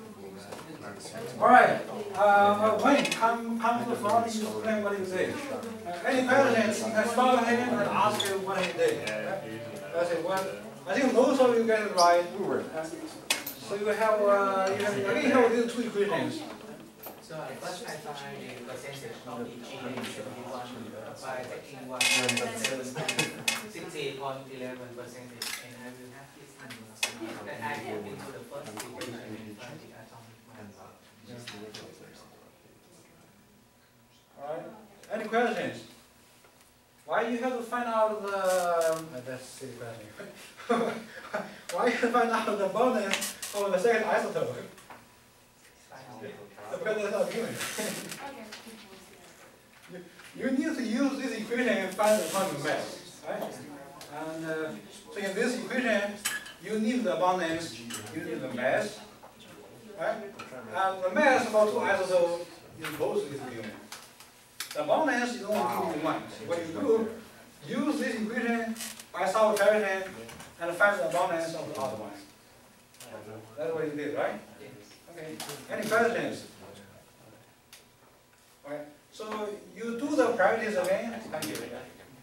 So you do the practice again many times.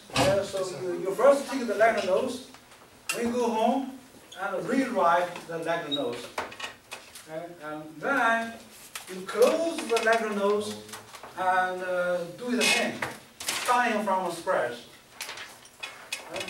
And is very important. So you practice and you practice, you shall be able to find out.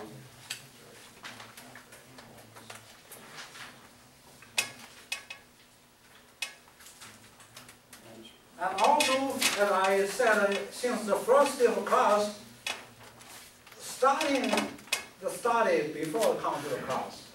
Okay? You can read the lecture notes, read the chapter before come to the class, and then you will feel not that much material you don't understand. Okay? So something you can study on your own, and then something you really cannot figure out and come to the class and just figure out those little difficult problems. Right. So then the next section is about a very important concept in chemistry is the so-called mole.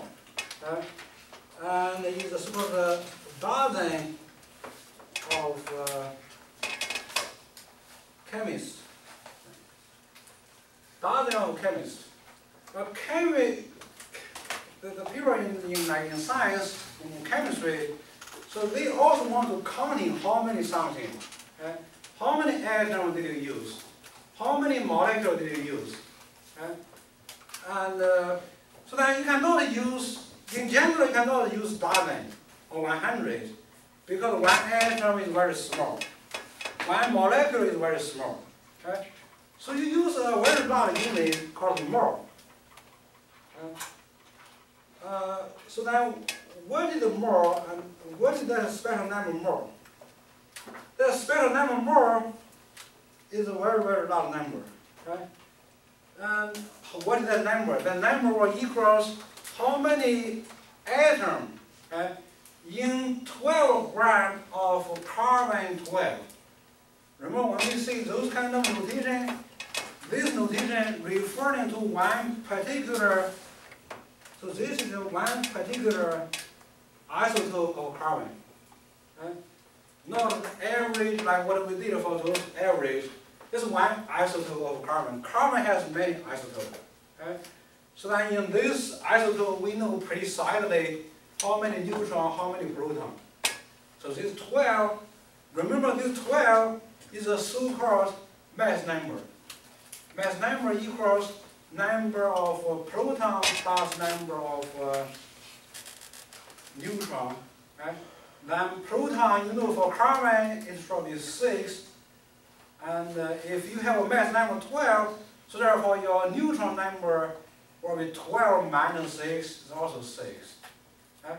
So this is one specific type of carbon. So if you have 12 grams of that, and then how many those C12 in it, and that's the number of the mole.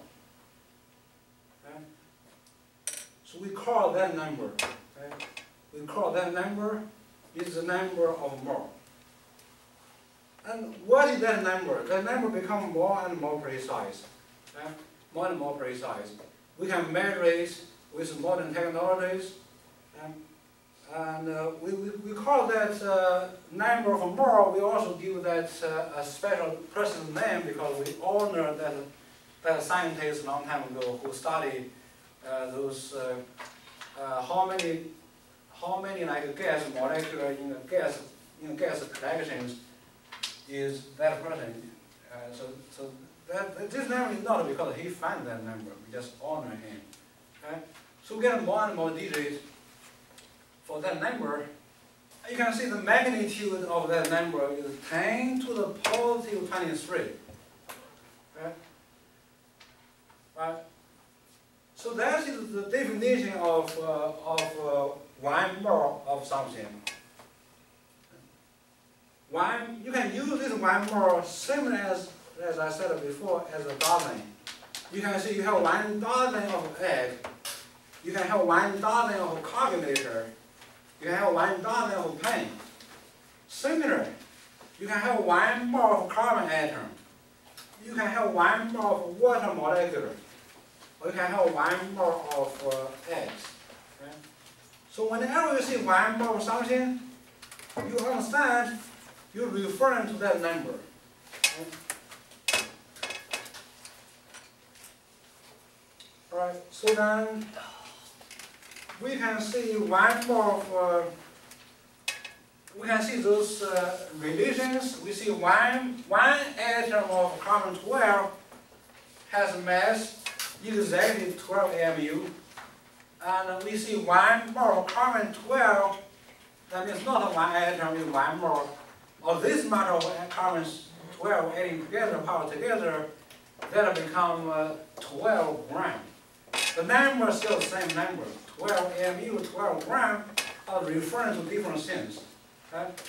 Now, if you don't tell the difference between carbon 12, carbon 14, carbon 13, you just see I have 1 mole of carbon atoms. That means you have this amount of carbon atom, then in that amount of carbon atom, because you did not tell me it's carbon 12 or carbon 14, which means you have all the possible isotopes. Okay? And now, what with the mass for that amount of carbon atom? You pretty much have all those possible carbon 12, carbon 14, and then your mass, your number will be same as when we talk about those atomic mass. The average atomic for 1 carbon atom is not 12, not 13, it's 12.01 AMU. Then for 1 mole of carbon, those amount of atoms, you will have 12.01 grams. Right? Any question about this concept of mole? So concept of mole, this mole is just a special name for that special number. Right?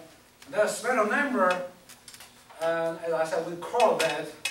We don't define that because we don't know precisely what is that number. We're getting more and more precise. Right?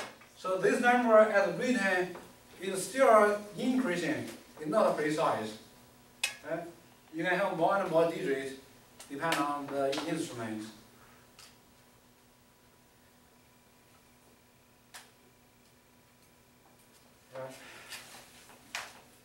So let's review the relation between the mole and mass.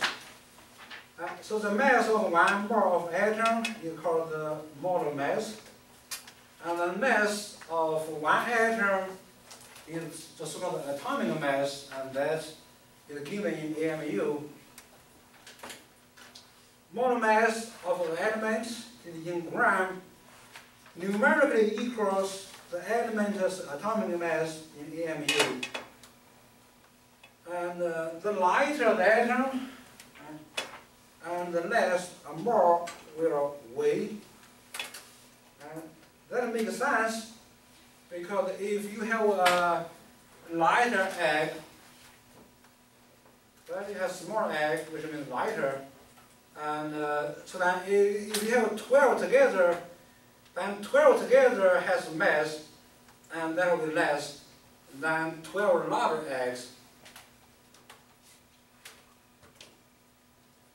So then, oppositely, the lighter the atom, the more atom there will be in 1 gram.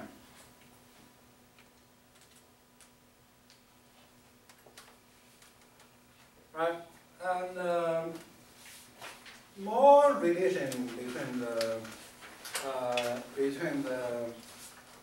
number of the AMU number for 1 atom, okay? And then how much atoms is 1 mole. Okay? Then adding all those atoms together, what will be our new mass? Alright.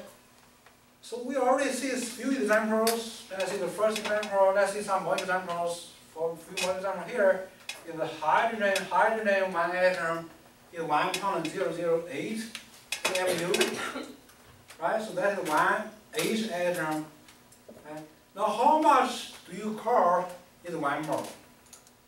How much something do you call 1 mole something?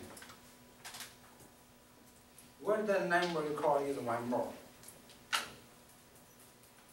Not 1 mole. Okay? Not 1 mole, you call 1 mole. What do you mean by 1 mole? 1 mole is what number? Avogadro number, all are here. 6.022 times 10 to the positive 23. Okay? Right? So let's see this table like this. If you have 1 H atom, then you know your mass is 1.008. What is the unit? AMU. Now what is the AMU? You don't know that, like from your Instagram. You don't say like that. That feels like 1 pound or 1 gram. What is 1 AMU, right? So then you'll see that is very less, very small. That's adding more and more H atom. Adding 2, adding 3, adding 100, until you get this amount of H atom. If this amount of H atom together, you call that amount of H atom is what? Is 1 what? 1 nothing? 1 more. Okay? So this is 1 more. Okay? Now, what will the mass for this amount of H atom together? You call that 1 more H atom. You want to see the pattern? You still have the same number, 1.008, but the unit become what? Become gram. Right? So 1 more gram. Okay?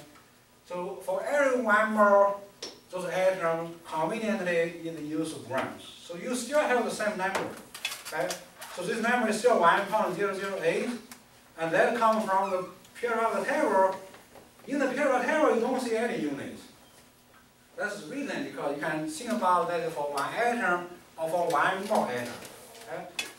So you decide, if you think that is 1 atom, you call that AMU, that's AMU. If you think about that as 1 more, as this amount of H atom or some other atom, you call that a gram. Right? Now do the second element here in this table. The second element is the carbon. Right? Carbon is C. Now, what is the mass of 1 carbon atom? You can figure that out from the table, right? So that is 12.01 AMU. That is only 1 carbon atom. Now, again, we use this number because we don't know, or usually we don't tell the difference what do you get?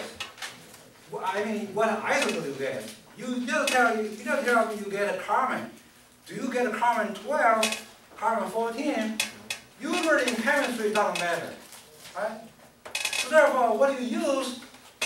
Because you have all the possibility to get carbon 12, carbon 14, so you use the average, the so-called atomic mass, right?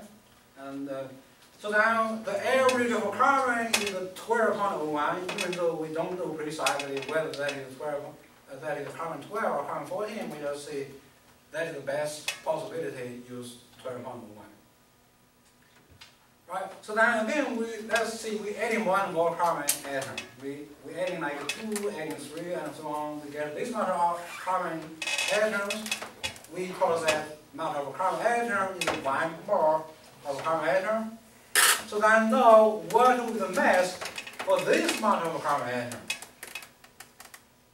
You can see something like that. You can see that will be this amount of AMU times this.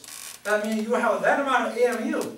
That amount of AMU doesn't make sense because if you have 1 carbon atom, it's 12.01 AMU. If you have 2, you have 24.02 AMU. If you have 3, you have 36.03 AMU. Right? Just multiply that amount of AMU by whatever number you have. If you have this amount of carbon atom, which means you have to take that amount of AMU times this number, then you get that amount of AMU. But you can make that change of the units. You see that much AMU times this amount number, which means 12.01 AMU times this number, is actually equals or equivalent to 12.01 what? Grams. Right? So that's it about the relations. And then similarly for all the other elements. Right? So therefore, if you know like 1 mole of something and has 1 mole of carbon, so that means you have this amount of carbon atom piled together, then again how much carbon 12, how much carbon 13, you have those natural abundance, you might have like a 90% carbon 12 and so on. So those fractional abundance or percentage abundance. Anyhow, so you have this amount of carbon atoms together, you will have 12.01 gram. And you can measure that in the lab. That's like that is the reason, or that is one reason we use this number.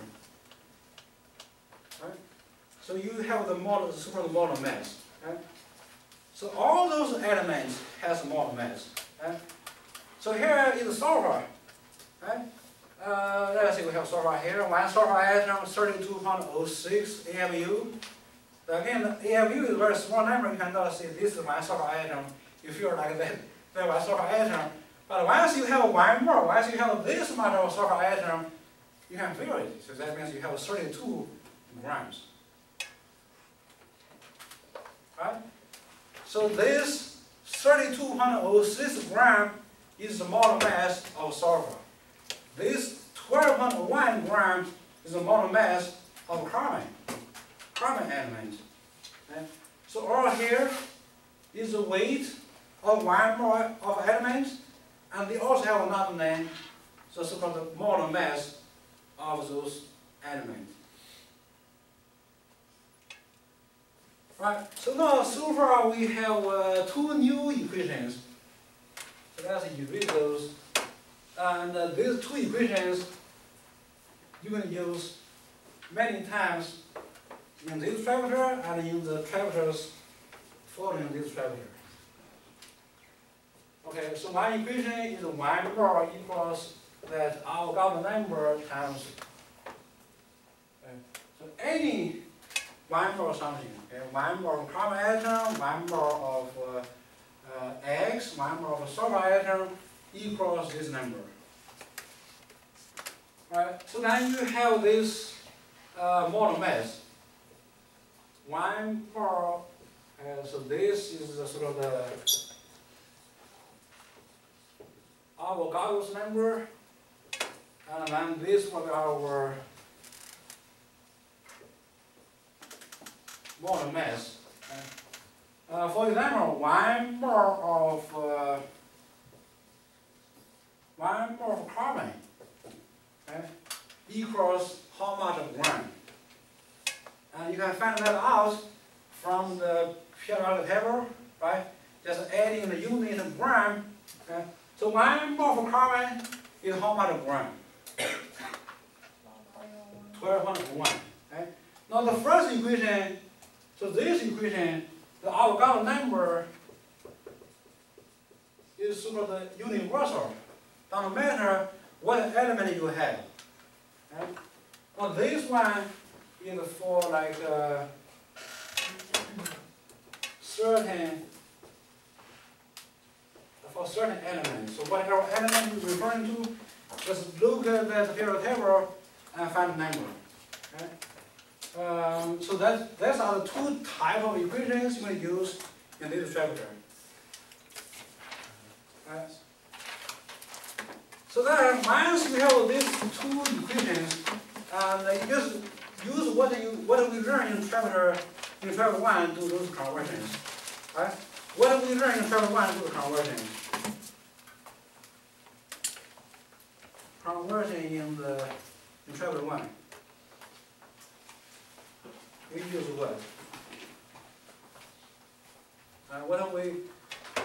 What do we use in chapter 1 when we do the conversion? Like converting like a gallon into liters, converting meter into centimeters. What is the key word we use? Very good. Here we use conversion fractions. Yeah. So you see here the one equation, you can make how many conversion fractions? 2 conversion fractions. From this equation you can make how many? Every equation you can make how many? Okay? And now which one you use depends on what it gives you.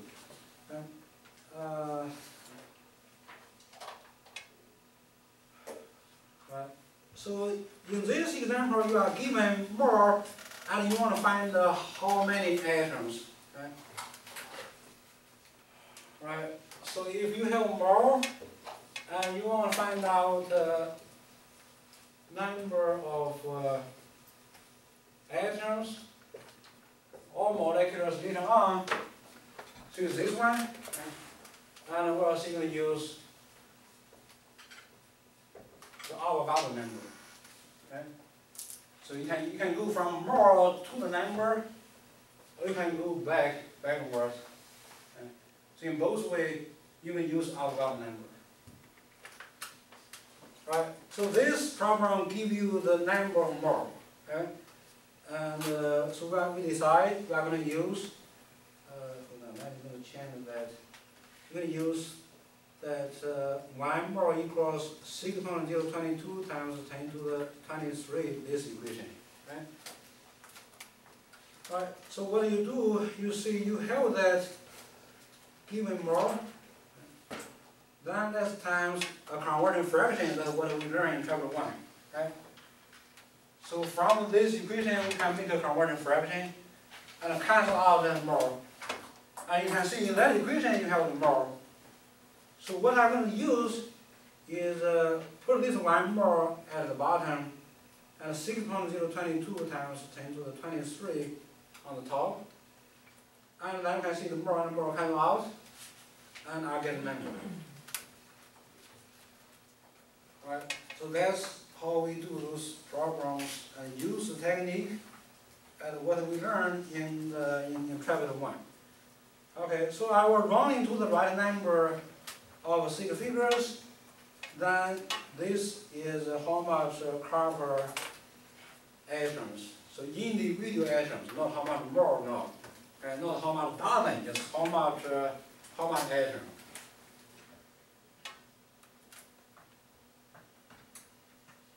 Right. So if you studied chapter 1, okay, and you understand this concept more, and you will see this continuation of chapter 1. So that's very easy, very simple.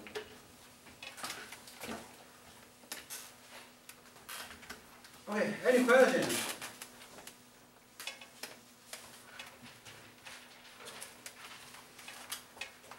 Right. Now you can do a practice.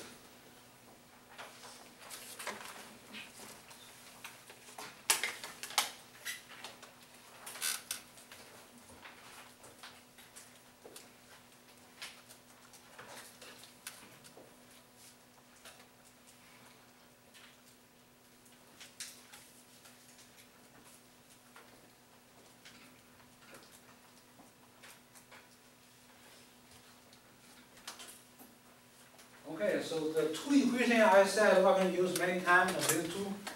For this problem, which equation you going to use? And you want to use the equation on the top or the equation at the bottom? The top one. Yeah. So definitely. So what do you do? Hold on. Let's see. You have this much of atom, right? Right. So you got this much of atom. So now this is you going from number of atom to what? To moles. Okay? So then think about this equation, this Avogadro number, which means you have 1 mole equals to this number. Okay? Now if you go both ways, okay? If you have the number, you want to get the mole, you want to use this one. So this is the conversion fraction, okay? Which means you go from the number of atoms, get more. If you go the top arrows, which means you have more, you want to get the numbers, and use the other one. So let me rewrite this one. Right? So you are 6.02 times 10 to the 23 over 1 more. Right. So this is one step we are going to study to this vector. So depending on what it gives you. Right.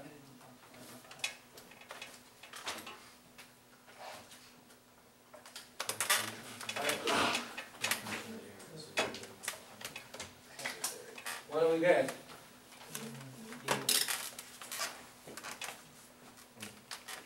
The only is D, right?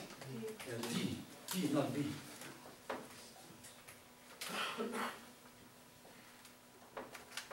All right. Any questions? Okay. So what you do, you will take 2.80 times 10 to the 22. Okay. So as I said, this is from this problem is from number to more. Okay. From number to more, which means in this map, you're going from right side to the left side. Use this arrow. Use this arrow, you're going to use this fraction. Okay? Because use this fraction, you can see this 6.022 times 10 to the 23, then 1 more on the top. And you can see this number cancels out with number. The unit left over is more.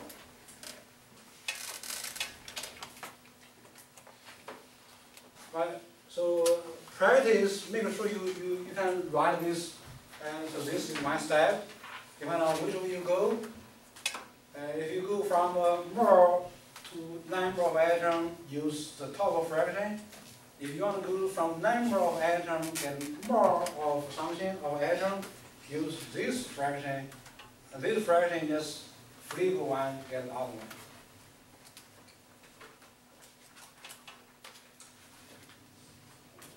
So a concept, what is wrong? Which of the following is false? Which of the following is wrong? I think I briefly mentioned that. You said B, right? Right. So that's, as I said, this Avogadro number is getting more and more precise. Right? So we're adding more and more digits. Right now, what we have is still not exact. Right. So we finish one practice, which is going from more to numbers. The other practice is going the other way. Okay? You can go from more to grams, or from gram to moles. In this step, you will use the molar mass. Use this equation. Okay? Because this equation in general you don't have a number, so I'm going to use this particular element carbon as my example here. Okay? But in reality, whatever element you're referring to or whatever molecule you're referring to, use that number, not always use 12.1. Right? So if I have that gram, I want to get more, I will just use 1 mole of C and 12.0 gram of C. So Alright, so I think that what I mean is if I draw arrows like this, if I have the gram, I want to get the moles, I will use that. And so that's why I said, see what I will draw the arrows. Right? So vice versa. If I have the mole, I want to get the grams, I flip that fraction, so I'll get to use this much of C and 1/4 of C. So again, this was the two-way. And I just use this one special example of carbon, but if you have different elements, just replace whatever was the number for that element, but the two fractions still the same. Right? Very good. So this example is carbon. Right? Now in this example, what I give to you, so what I given is gram, and what I'm going to find out is mole. Is mole. So therefore, you have this map, which means you want to go from gram to mole. Right? So now you need to examine this, recording this, write down those maps. So this 2 steps, or this like 4 steps, you go in this way 2 steps, another way 2 steps. It's very, very important in this class. Right? So make sure you practice a lot and get that right. Right? So in this program, you are given gram, so therefore you go from gram to mole, and you go from gram to mole. You use this kind of fractions. Okay? You don't really have to memorize that. So I mean, you use that and then you check that. If you don't count out using that, means you are wrong, right? Right. So what I want to use is use this fraction, right? So I will times 1/4. Usually I will say that 1/4 what, because that might be referring to different things. So 1/4 C, right? Then 12/1 ground C, so we write here. And this is also ground C if I add that. Okay? Now you will see everything comes out perfectly. So ground C comes out, and then get more C. Right? Right, so that's just sort of very suitable if you know what you studied in chapter 1. Alright, so you get 0.00221. I run into the right number of 6 figures, and that's it.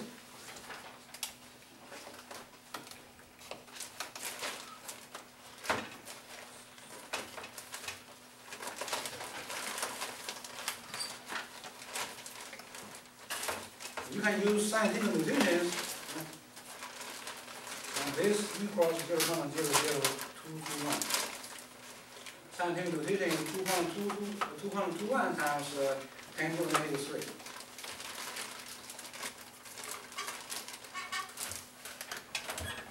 Okay, question. So that's a little easier than the atomic mass guy, right? The atomic. Okay, now do a practice. So for this problem, I'm going to calculate how many more if I give you grams, right?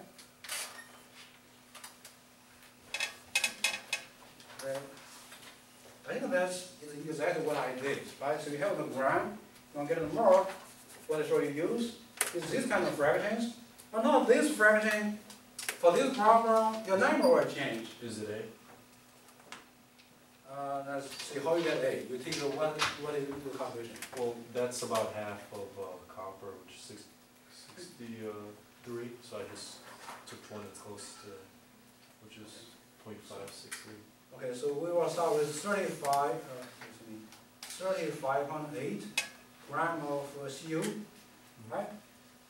Okay, so the equation you're going to use either the top one or the bottom one. What equation shall we use? The bottom one, which is molar mass, right? Then I only give you the example for carbon. Now this is for carbon elements. So therefore, you can find out the equation for carbon. You just see like 1 mole of Cu is how many grams. Okay, so let's read the table how many grams for Cu. is 63.55, right? Yeah. If you want to memorize this. If you don't, just memorize this. Then I say we have this equation, so we are going to cancel out the gram. So then you will take a 63.1. 5 gram at the bottom, and then 1 more CU on the top. See this 0 to come out. Why did you use 63.5, But- not 12.01? What is the mass of 63.55? So it's a CU. So you just get what the number of the element. Am I right? 63.55? Yeah. 63.546. This is for carbon. Right? And this problem is for carbon.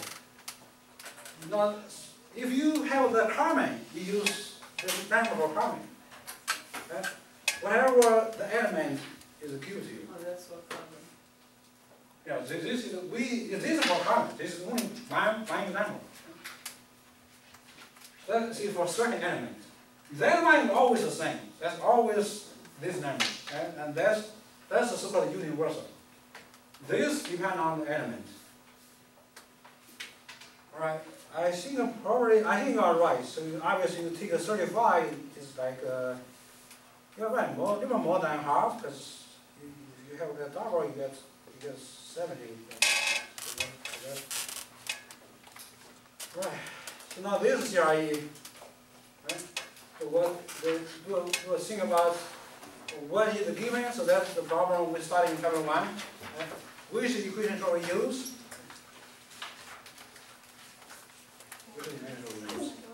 The second one again. Right? Now this is for titanium, vitamin Ti. Right? Is it C? C already. Very good. So let's see one more. You're going to use molar mass. Okay? And right here, use molar mass. Right? If you want to use molar mass, where can you find out the molar mass? The periodic table. Okay? Right. So I will write 1 mole of Ti equals how many gram of Ti? Okay? How many gram of Ti?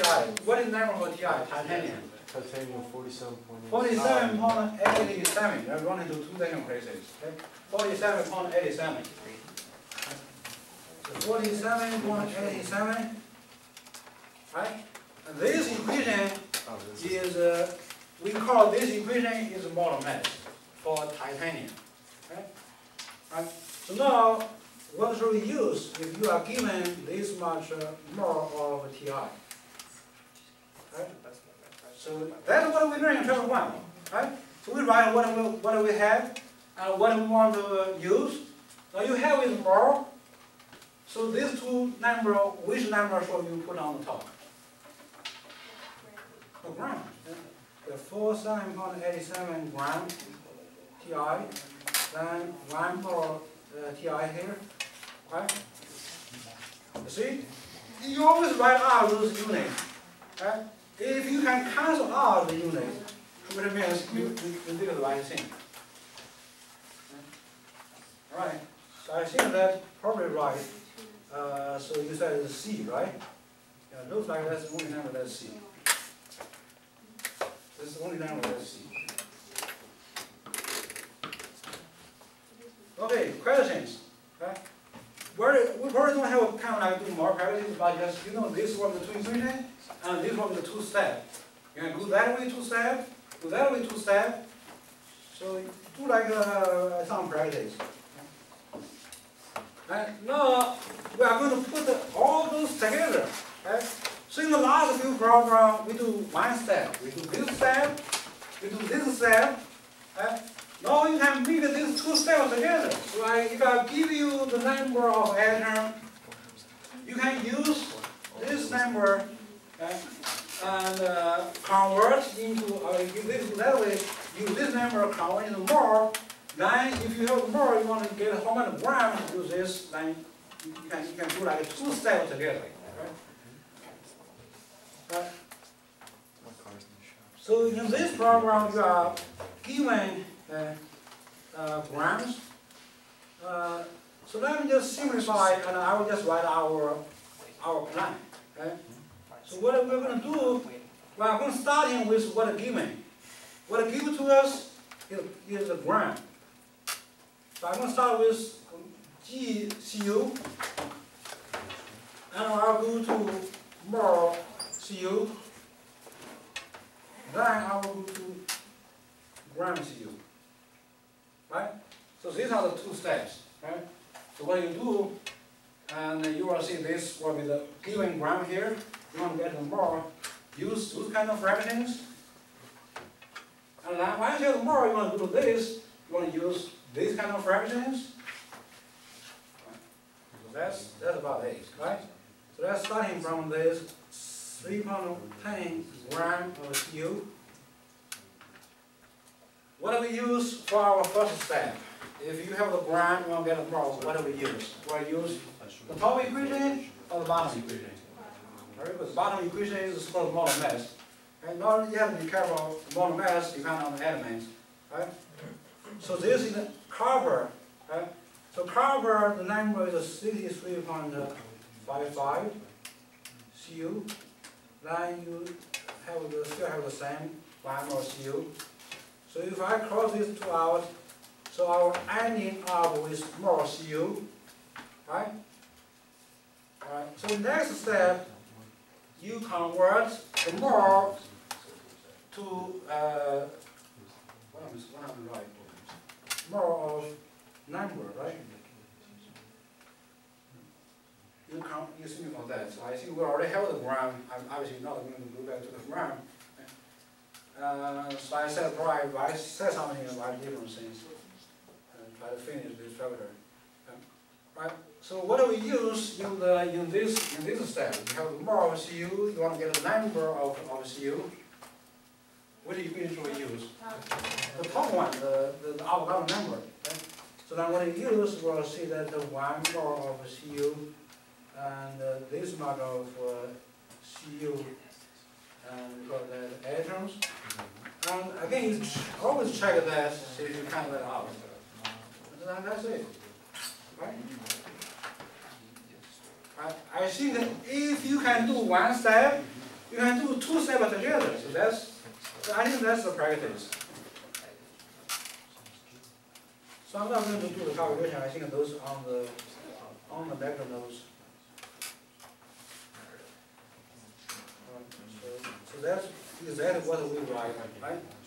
So I have that 63.55 gram at the bottom divide out. Then with more divide out. Alright. Any questions? I think you're almost getting it, right? Do opposite. You don't get it. So now you have this much of constant, which is W. So our W atom. Right? You need 2 steps. Right? 2 steps. I have this find out. Or some of you already find out, right? 2.25.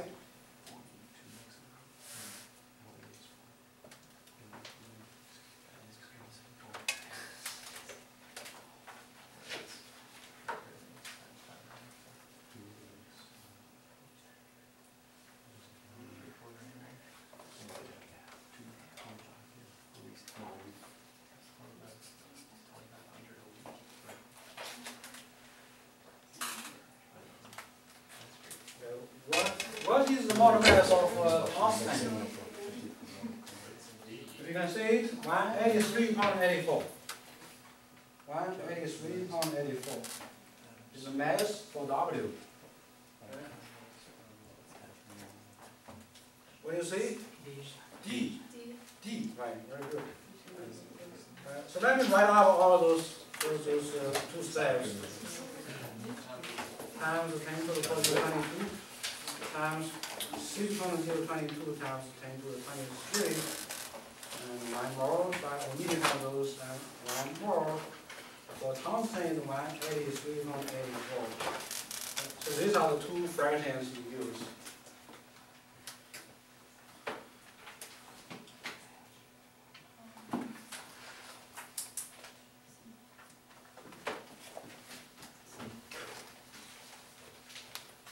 which one has more? 10 grams of Mg or 10 which one has more atoms? 10 grams of Mg, 10 grams of calcium, so both has the same gram. You pretty much want to find out how much atom in each sample. Mg has more. Mg has more atom, how do you find that out? Actually, you doing like that's what you did for the last CRE, right? Yeah. I think what you have, this is Mg, right? And you first, what is the molar mass of Mg? Calcium. Some of the calcium. I think 24.1, right? Yeah. Yeah. So then we have 1 mole, and then we just 1 mole times 1. Exactly. Okay, so this is for But Mg. that means a mole. Right. So what about for calcium? Wait. Remember we do what we did, right? For calcium, what is the mass? What is the molar mass of calcium? 40 because Very good. see like So then you multiply by the same Avogadro number. because it has what is it? Less Right. grams. So then From that you can see everything are the same. 10, 10. Avogadro number. What is the difference between this Mg and calcium is what? What do we call these numbers? Molar mass, atomic mass. Mg is lighter. Right? Lighter would mean you have a small number. So you take 10 divided by a small number, you get a large number. And you take a large number multiplied by the Avogadro number, you still get a large number.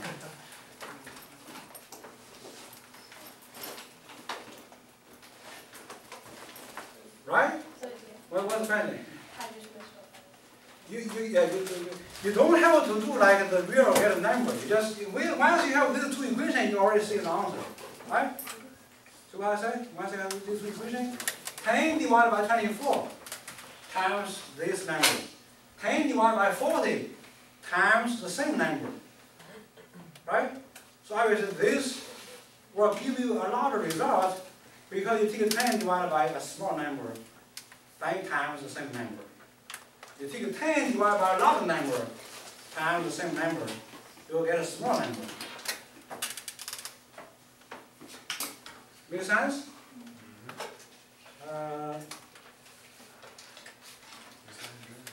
I think that's it, right? Did we finish all the CRE? yeah. Okay. So this is the other from the food number, other practice. So that's why I said we have a kind of if you have questions, just try to do it. And I will help you to.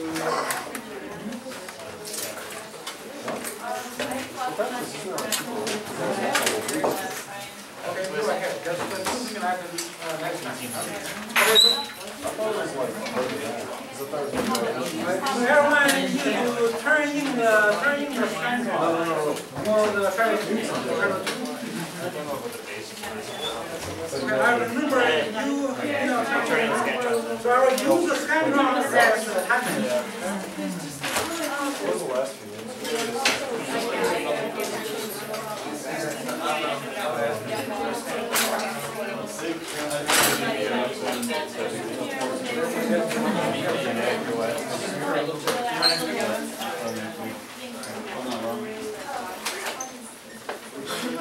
Yeah, so let's turn in the actually I think it's something.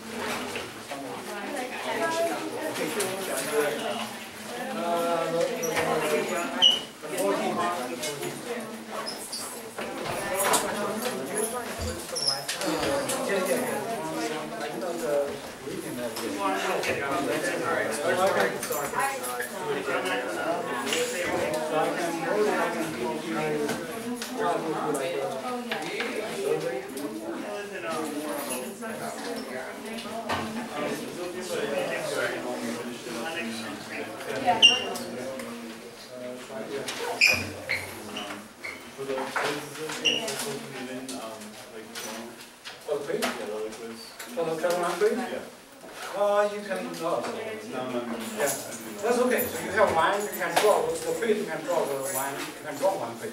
Okay. Yeah. See how you can draw one. Try to just make it like pay attention. Then you don't miss any. anymore. Yeah, I didn't. So just, as I said, you started early, and you can try out 5 times. Right. So all the quizzes are available. So just try to finish before like the video. I think for Chapter-2 will be the summary. 14. Okay. All right. Thanks. Is the next quiz due on Sunday as well? Yeah.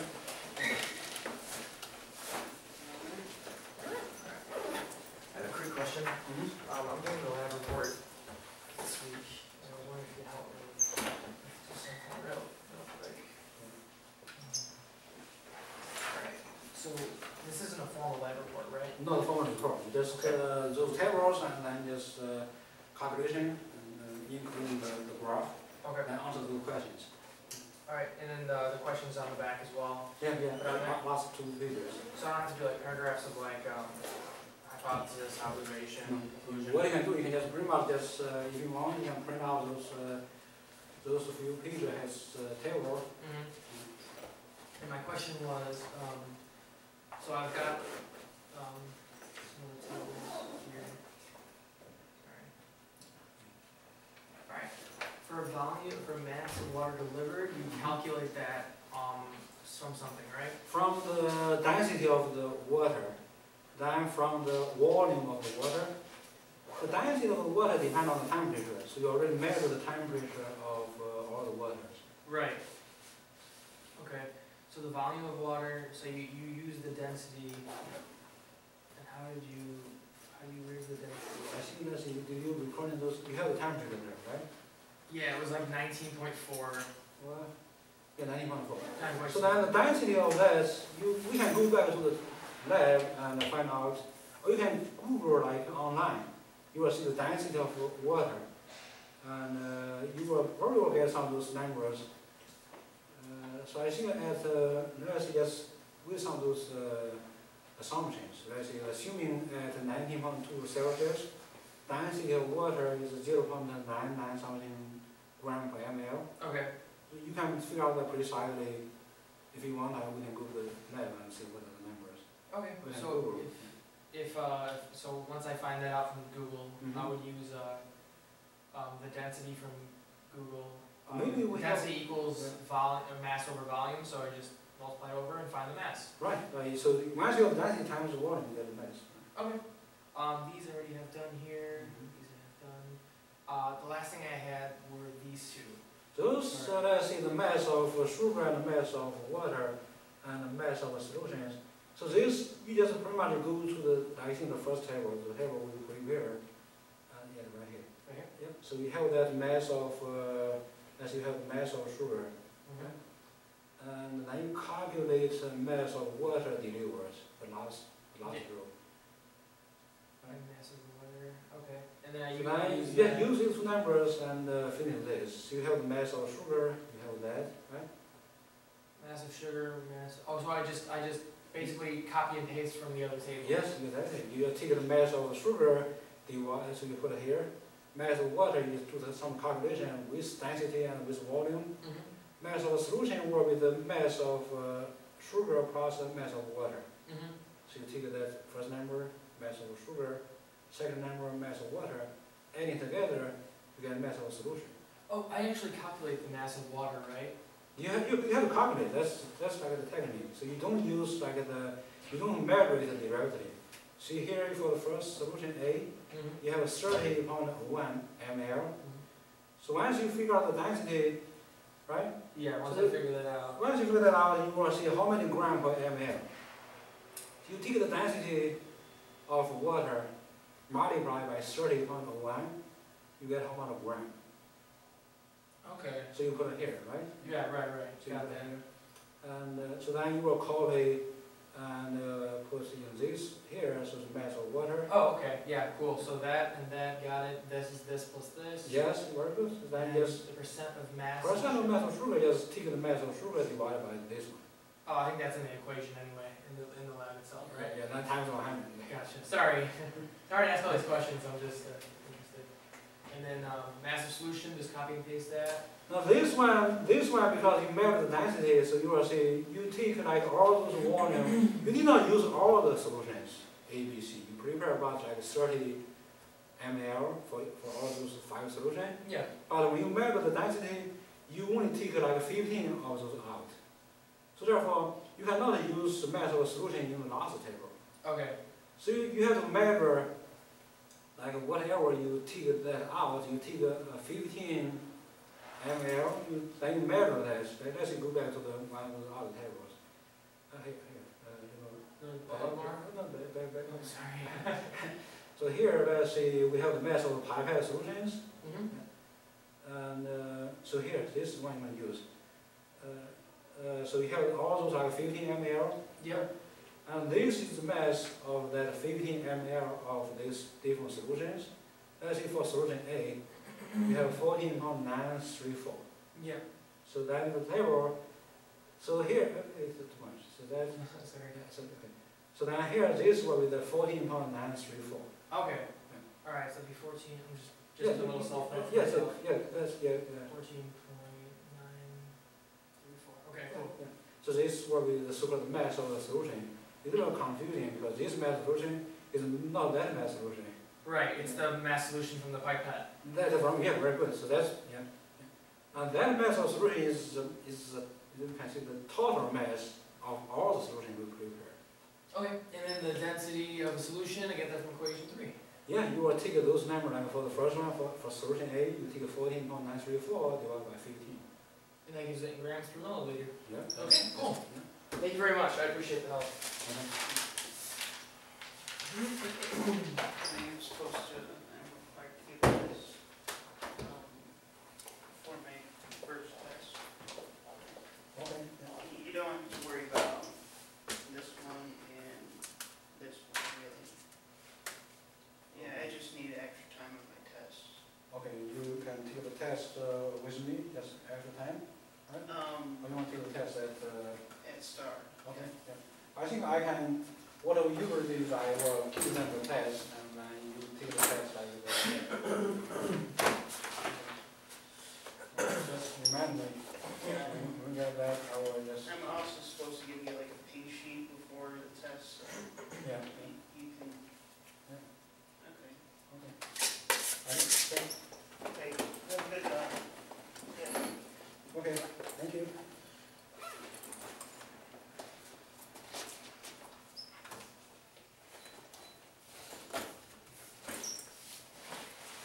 Oh, and if you wouldn't mind possibly printing out the second quiz for me? Yeah, yeah. I'm still not in class, so, yeah, so I can have that done for you by, do you teach a class on Friday nights? Friday night, no. No, Tuesday's okay? Yeah, Or I can maybe email it to you? okay. Cool, thank you. Yeah, no problem. Have a good night. Mhm.